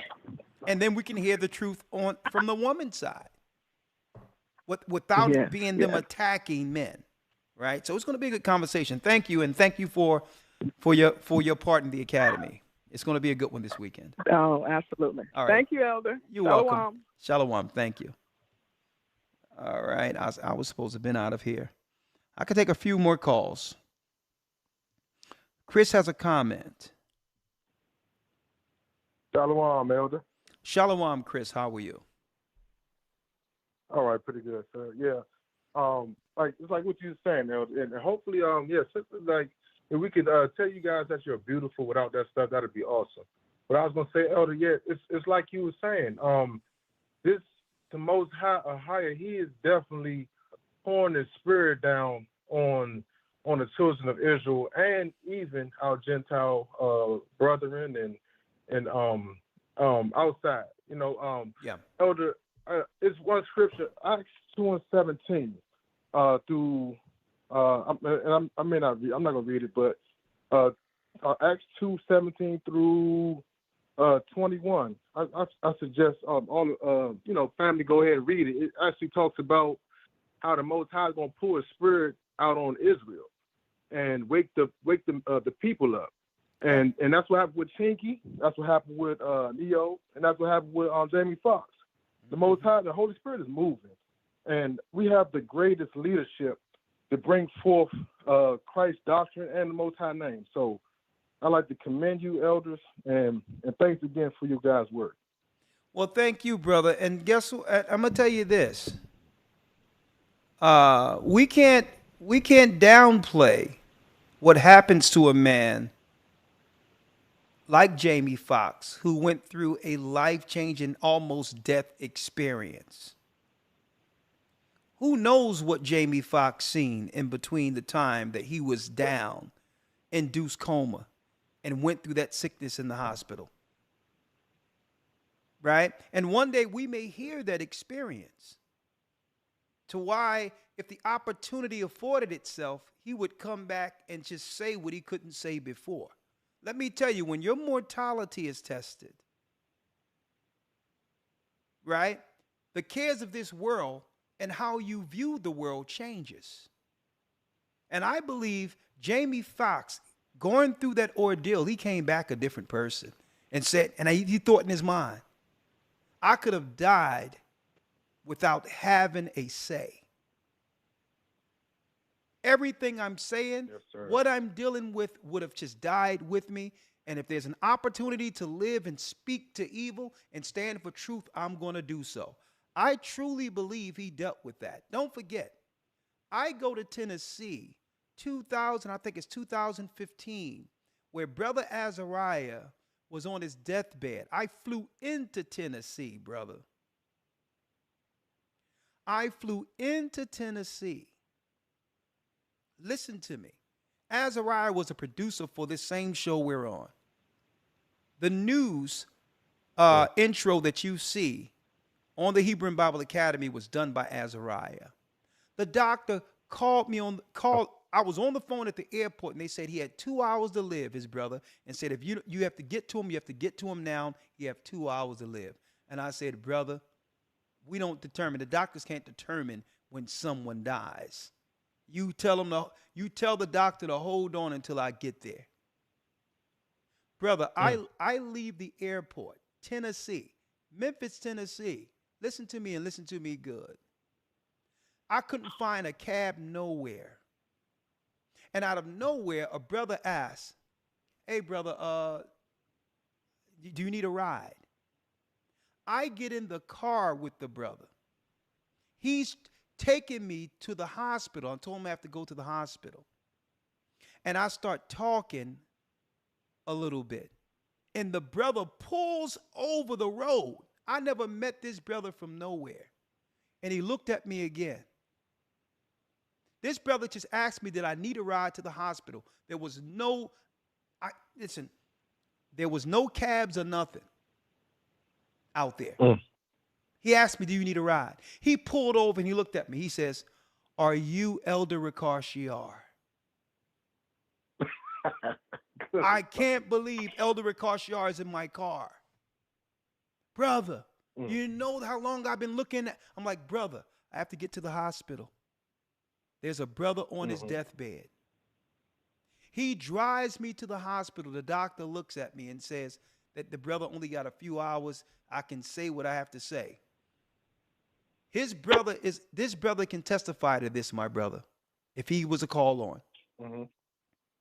I go into the hospital room and see the brother after the operation under an induced coma. And I looked at the family and I said, is he in a coma or is this an induced coma? I said, wake him up.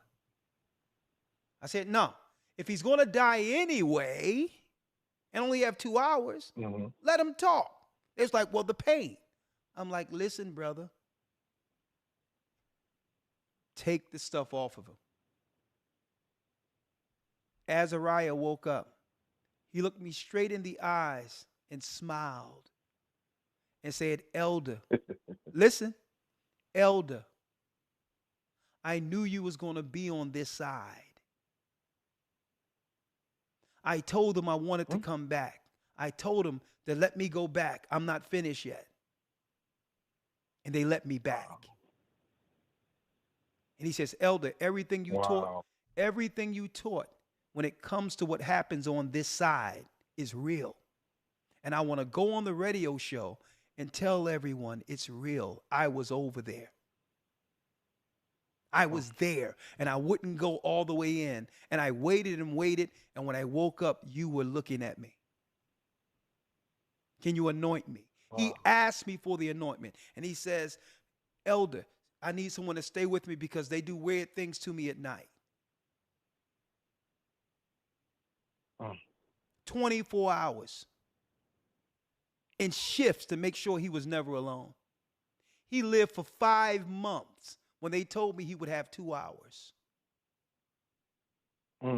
Up looking at the game, eating ribs, beef ribs, all of that. So when I hear what's going on with Jamie Foxx, a part of him that was never stated before, it's because something happened to him when he was down. Something happened to him. He connected with something higher than all of us, I'm telling you. And when he came back, if you have an opportunity with a voice to say something, you better say it while you still have breath. Thank you, my brother. Thank you, Elder. Wow. Bless you. All right.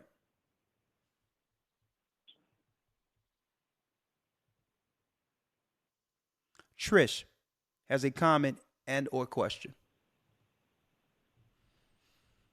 Shalom, Elder. How are you this evening?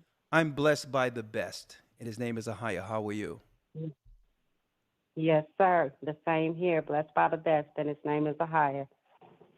I just wanted to comment on, what you were talking about as far as, image and everything concerning our women. It's crazy to me that it went from like the Queen Latifahs and the Sister Soldiers to, and it manifested into now in Little Kim, it went to, in the 90s, Lil Kim and Foxy Brown, and it just got worse as the female rap trend progressed, into the Cardi B's and the Sukianas. It's really sad to see that our sisters are embracing this negative culture. This demonic culture is really what it is. And I truly believe that, no respect for, us not having any respect for ourselves, and in turn not having any respect for our men is it equals to no respect for AHAYAH, because he created man. He created our men and in his image. And if we don't respect them, how can we respect him? How can you say you love the Most High if you don't love and respect the men that are around you that he put here to protect you and, you know, and love and care for you in the first place? I was raised in a family with, you know, my grandparents, my mom and dad, you know, thank God my parents are still living. They're not together any longer, but it's truly, you know, just a sad situation to see that we've lost so much respect for ourselves and our men, you know. It's not this, you know, this isn't the world I was expecting it to be. And, you know, I get it now that I've been, you know, the last couple years that I've been, a part of GOCC and watching and learning so much that I didn't know.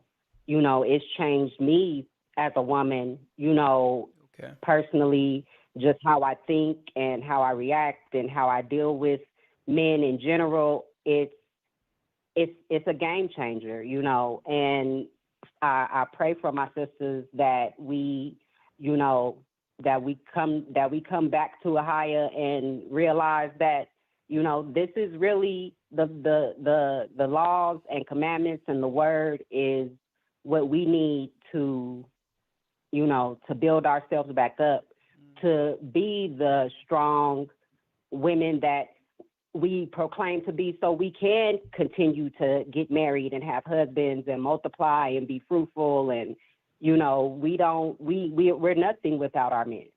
And I don't understand why so many of us feel like the whole independent woman route is the way to go, because in the end, when this all comes down to it, we're going to need them. We're going to need you guys, period, point blank, you know. And if we push you guys away, then it'll be, you know, it'll be more of the no accountability thing. Oh, well, nobody's here to protect me. Nobody's here to help me, blah, blah, blah, blah, blah. Well, if, you know, you just said that men wasn't about nothing and they couldn't do nothing for you. But now all of a sudden, you know, martial law starts and they kick it in your door. What you gonna do? That's deep. That's deep. The devil have played. Let me tell you, sister. The devil have played a trick on all of us, and it's like this. It really comes down to the name of Israel. Psalms 83, where it says, "Let us all conspire that the name of Israel be no more in remembrance." If we don't begin to take on the name of our fathers, to build legacy in a name. See, and this is why the table of nations in the scriptures are so true. Hence the reason why they tried to homogenize and to dilute our people here in America. Because think about it, at a time where they're talking about, they're going to be forced to have to give reparations eventually. I don't think they'll do it, but that's the only political saving grace that the Democrat Party could have if they said, listen, before the election, reparations is going to break down. We're going to give it to you. But not afterwards. You can't deal with no promises of what they're going to do afterwards anymore. Before. Now, the reason why the dilution of our name and men and women not getting together, having a family name like traditionally like it was when my family and great-grandmother and fathers were getting married and all that, is because now it's going to be harder for those who are qualified for reparations to actually stake claim to it if the families are all fractured. If there's no family name to attach to the monies, to the people who actually build the land, by man and women taking on a family name which develops a tree linking directly to slavery, how can now you stake claim to the works of your forefathers that built the country? So it's strategic how they did this at a time where they knew they tried to kick this can down the road long enough until our people began to ask for what Martin Luther King said he was going to get before he received a bullet. They want us to deal with that dream part of Martin Luther King. Martin Luther King wasn't on no dream. He said that whole thing. No. He's not even on that no more. He said that America going to have to cut a check because it didn't cost them anything to allow us to vote. That didn't cost them anything. Right. They didn't cost them anything for them to acknowledge that there was inequality. So the whole thing is they knew we would eventually get back around to where Martin Luther King was and say, listen, that's like our God said in Egypt. I mean, I told Moses, break off what you have, Egyptians, and give it to these people who made this country rich. So they knew our people would eventually, if we're the Israelites and come into the Bible, eventually we'll come to a financial solution that's biblical. So reparations is deep in of itself. But I'll tell you this, they sought to dilute it by dividing man and woman so that no one can stake claim. Because what? If there's no marriages, then there's no claim to the name of people who built the country. So hey, we're going to talk about that again this Sunday. I mean, I can't wait to Sunday. I wish today was Sunday. But we're going to have those discussions because economics, all of this is a part of it. And if they can divide us and we can have children without a family name, then we can't stake claim to anything from the past.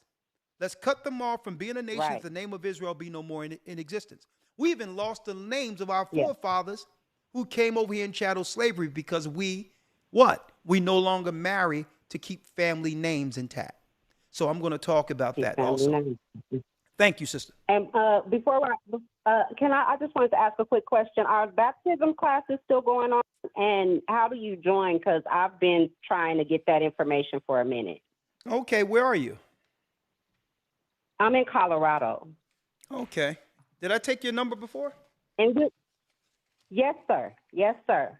And will you guys be coming anywhere close to Colorado on the tour? Yeah, I know there's some GOCC people here. Yeah, we'll be coming to Colorado, and it's time to step Colorado up. So don't worry about it. I have some plans for that soon. I do have your number. I'm going to take it down again, and yes, sir. You know, let's get this thing going, sister. You can become a part of the body, Trish. Good to me. Yes. All right, let me take. Yes, hold on. I'm excited. Okay, welcome to the fold. We need strong people just like you. Brothers and sisters in this word. So I'm going to take your number. Trish here. Okay. Okay, I have your number. We'll give you a call, okay? Okay. Salvador, I appreciate you, Elder. You have a good evening. All right. The water. Shalom. Yes, sir. Okay, I don't have time for many phone calls, so I'll open this up again. I'll take a few more, but I have to open it up again this coming Friday for Patreon, if y'all don't mind. I know there's a lot. We're going to pick up on this same conversation and more because I want to go into the healthcare field. That a lawyer sent me a clip that's, I mean, it's surreal. Everything we were talking about, healing through science, if the stuff is in you, if it's already in your bloodstream, is an actuality. Healing because you have some stuff in you already. Virtual healing through the modern day healthcare system. Hey, wait till you hear about this coming Fridays. But we'll still be able to take some of these calls if I don't get to you this evening. Okay. Let's have D then Daryl. D then Daryl. D. Hi, can you hear me, Elder? Yes, I can hear you loud and clear. Shalom. Shalom. This is Dee from the Los Angeles body. It's a pleasure to speak with you this evening. And I just wanted to make a comment since we were talking about Miss Sukiana. Okay. Floor is yours. So I don't know if you know, like 4 years ago, there's videos on Instagram circulating. I'm not Instagram, or probably Instagram too, but YouTube, where she was crying and admitting that she signed a contract with the record label and that she sold her soul to the devil. And so she put that out there 4 years ago. And then all of a sudden, like, she just started blowing up. So she went away, then she's now blowing up. And you're right. Why do they promote all the debaucherous type artists? And it seems like all the female rappers are on the same stuff. They only talk about what they can do to men, their private parts, and they dress like prostitutes, and it's just such a horrible example of our women. Yeah. I just wanted to make that comment. But the common thread that I wanted to tie here is the fact that we don't even understand the impact it's going to have on all of our people as a whole when it comes to how the international bodies and military will engage us. See, if we're not portrayed as a people who deserve to have any care or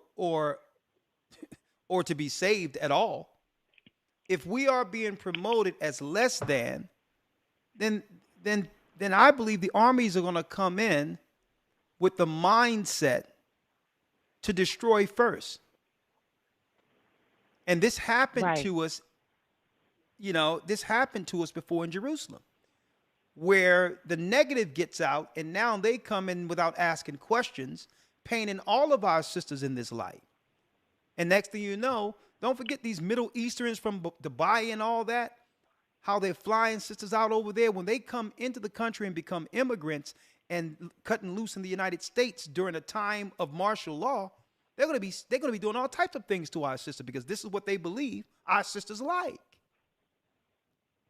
It's going to be all out war. Selling, I know. And why are these artists like so quick to sell out? I mean, whether, even from down to LeBron James's son and, even Jamie Foxx, you spoke of him, not speaking out about what really happened to them and what probably caused this. But I digress on that. I don't want to go there because we saved that conversation for Fridays. We're going to save it for Friday, but I think it's time to come wholesale politically, since that's what they understand, and say, listen, we're the children of Israel. You are intentionally portraying us in a negative light, and it's time to sue some of these record companies and these sub corporations for straight out media, straight racism. It's demonization, it's defamation, and it's an industrialized defamation. And it's time to sue these companies and say, no. And that's all they promote. That's all they promote. I can't. Listen, if you sign these artists to portray our image in a negative light, you should be sued. I believe our people need to come together and say, listen, we're not black, we're not Negro, we're Israelites, which comes with an image to be protected. And through that image, I don't care what debaucherous people you find. You go through us to have someone to portray us media-wise.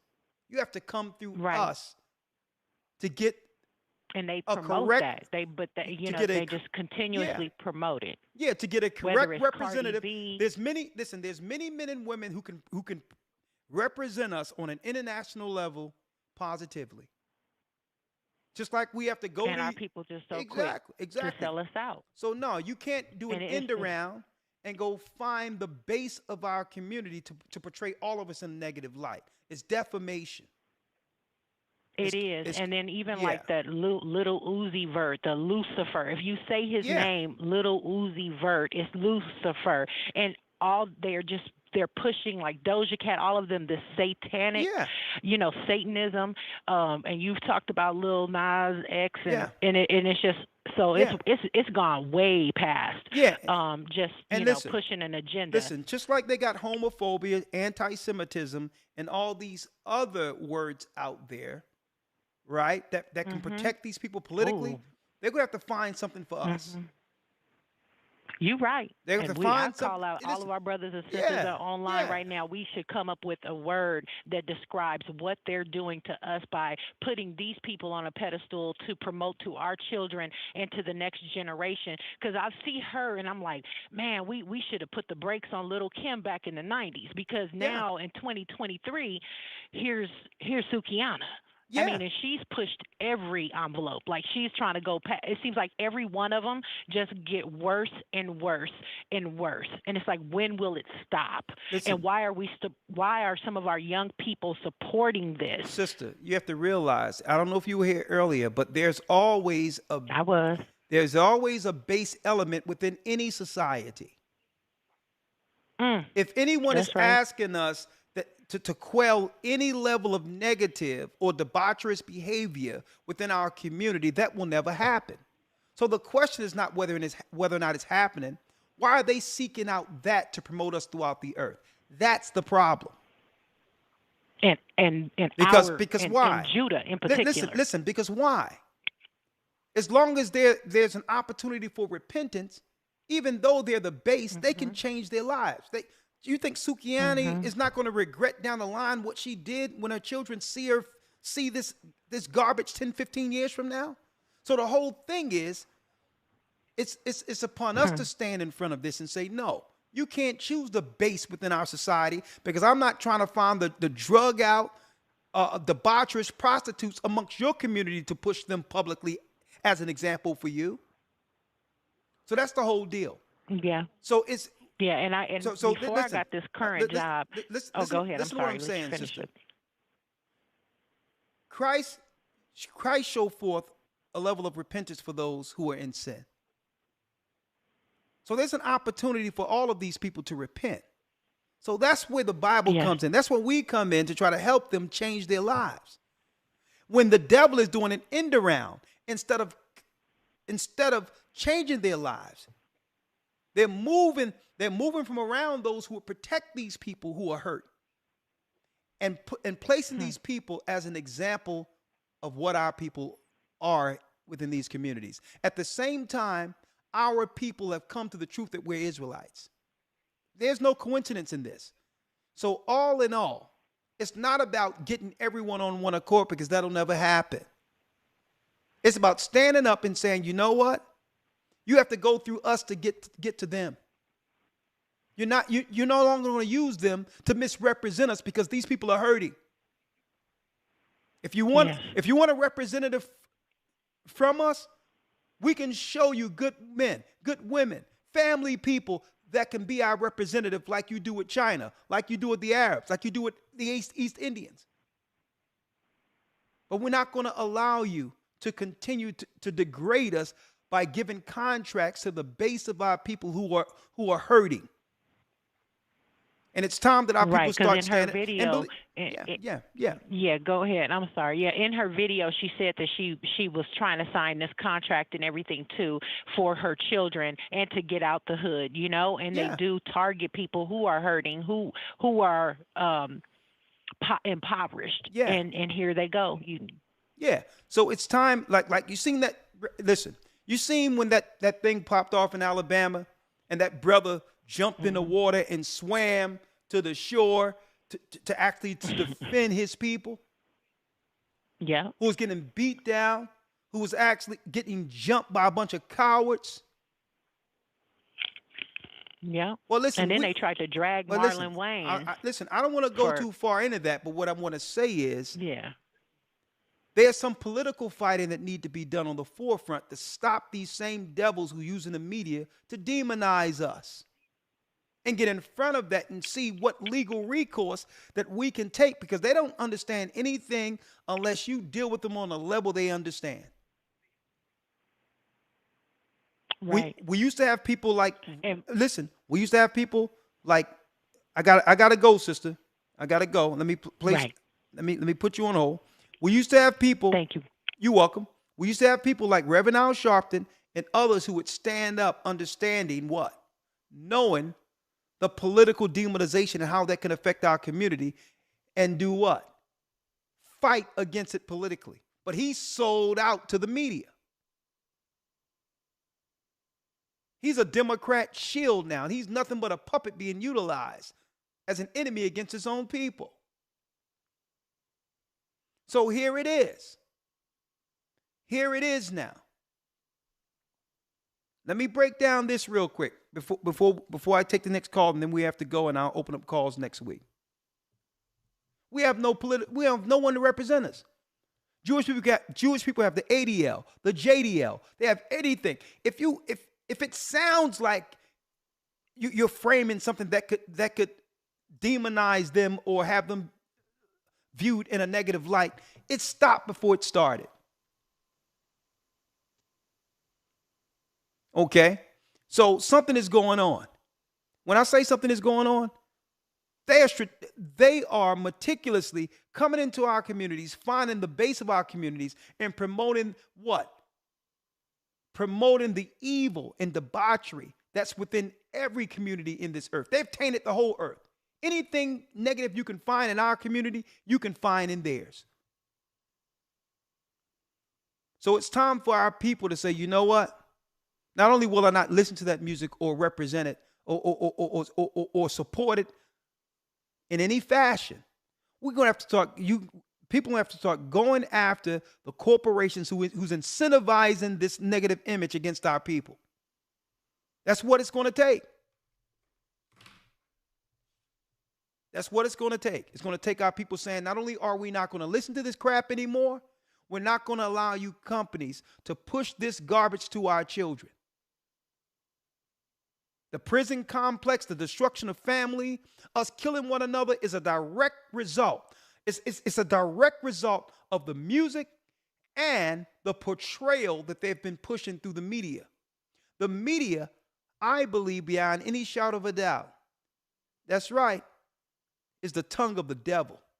It can be utilized as the tongue of the devil. It can be used for good, but they're not using it for good.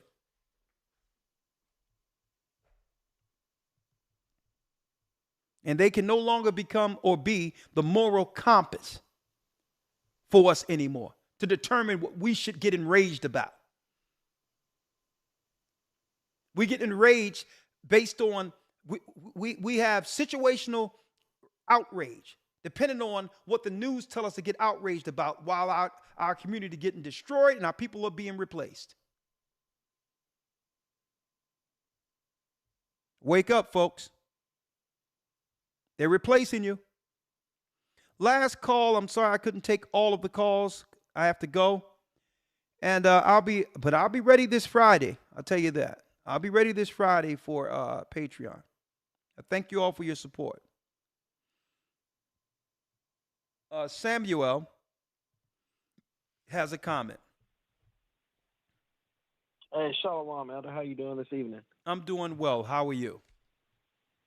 I'm well. I just wanted to make a quick comment. Yeah. Concerning the whole passport bro movement. Yeah. I just wanted to say I find it interesting how, like, back in 2008, 2009, how, you and the elders were on the street telling brothers and sisters to get their passport, and seeing some of the comments on the videos. If YouTube hasn't taken them down, they would say, like, well, we're not getting our passports, we're not fleeing. And at one point in time, they even labeled the church like the Flea Doctrine Church. And it's interesting because the same things that you all were prophesying about back then, about the moral decay of America, is now affecting, the women, for a majority of them in America, making them what they would call delusional now. And as a result of that, that has forced people to get passports in droves. And it's like, and it really proves the Bible correct, because it teaches that outside of the Most High's truth, the next most powerful thing in the earth is a woman. So I thought that was interesting how the passport movement has, correlated that with the scriptures and everything. And I just wanted to call in to make a comment on that. And yes, excuse me, brother. Yes, they try to put a negative connotation. Oh, they're the flea doctrine. Ain't no flea doctrine. The Bible says, come out of my people. There's no doctrine. See, but they want to put a negative connotation on it. But all in all, what it comes down to, is that all the people say that it was flea doctrine. They end up following us and going out into other areas to try to set up churches, proselytizing in the areas that we've already traveled to. So that's hypocrisy. When we were traveling and going throughout the whole earth, setting up churches, they were making it negative in America because they weren't doing it. And the only thing I was saying was, it's not me that's saying do it. The Most High said go out and do it. And now they're doing it too. And then I hear a lot of these other groups saying, and maybe they're saying it now, we may have to leave America sooner or later. And I'm curious. I'm like, okay, okay. So no recant of all the demonization and throwing negative connotations on what we were saying 2008 and 2009 when you were saying online amongst your members we were crazy. But it's okay. Yep. As long as they even have them like in high school. Go ahead. I'm sorry. Go ahead. I say as long as the outcome is the Most High's will, that's all that matters. But go on. Yeah, because and I just want to share this, and then and that'll be it for me. One of my friends was telling me he saw a video online to where they have kids that were at a pep rally in high school chanting "Get your passports." Now these are children; they haven't even graduated high school yet, haven't even gotten careers, and they're already talking about getting passports, leaving to go find other mates in other countries to deal with, as to build a family and everything. I'm like, that's crazy. Hey, it's the Most High prepping it up, because after this immigration and what the Democrats is about to do, and I say Democrats in particular, even though I'm not a Republican, is because why? It's the party our people have supported, propped up, and always held to. The liberals, absolutely, who are now in line to utterly decimate our people in the community. So get your passports. And yes, sir. I'm going to be talking about this as we come closer to traveling. All right. That's all I can say on that. All right. With that, I'm going to say shalom. May the Most High be with you. Thank you, Elder Lawyer. I didn't mean to keep you up all night. I thought we were going to have an early one, but I'm going to come early. I'm going to make sure we have an earlier broadcast next week, Elder Lawyer. Thank you. Yes, sir. Yes, sir. Shalom. Shalom. Have a good night, young man. I appreciate you. Yes, sir. You do the same. All right. With that concludes our broadcast for this evening. I apologize for all those who didn't get an opportunity to chime in. But on Thank you for using Blog Talk Radio. Goodbye. This coming Friday, I'll take calls for those we've missed here, and we'll go into our Patreon update. And last but not least, let me end this broadcast with the fact that the blame is equally on either side. And it's time for us to come together as the children of the Almighty. Two wrongs.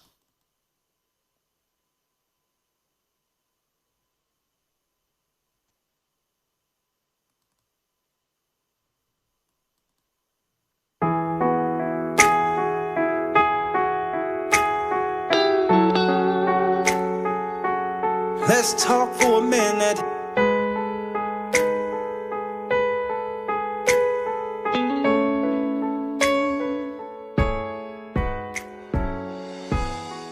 How can we both be wrong?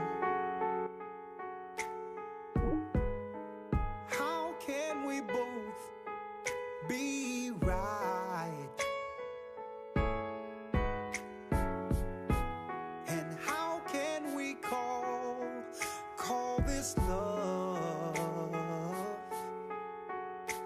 Hurting each other, and all we do is fight. How can you walk away when we're holding on by a thread? This feeling alone sure feels strange. We might as well sleep in separate beds. We've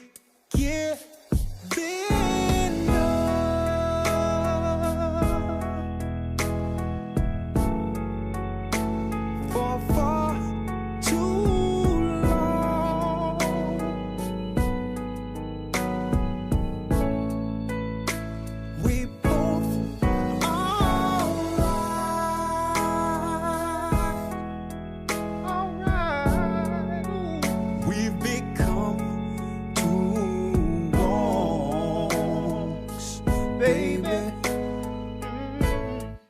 We've become two wrongs. We started out lovers and friends. Now just searching for reasons to win.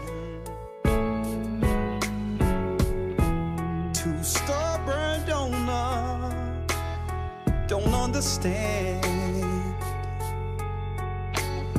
If this is love, I don't want it again. We've given up, baby. Giving up on love, Oh, we both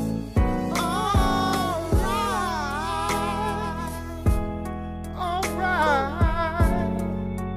We've become two wrongs, baby. We've become too wrong, too strong-willed to listen. And if we don't try, we're just living a lie.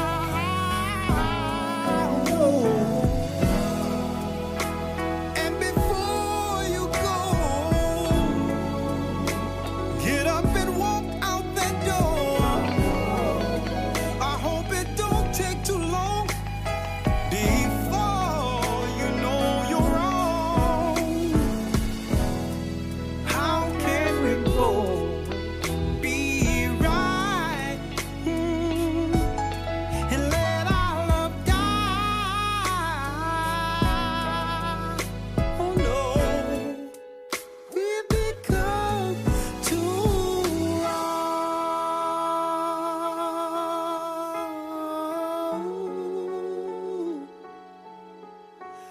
We are wrong. Oh, we've become too wrong. There's two wrongs. We have to come together. Shalom.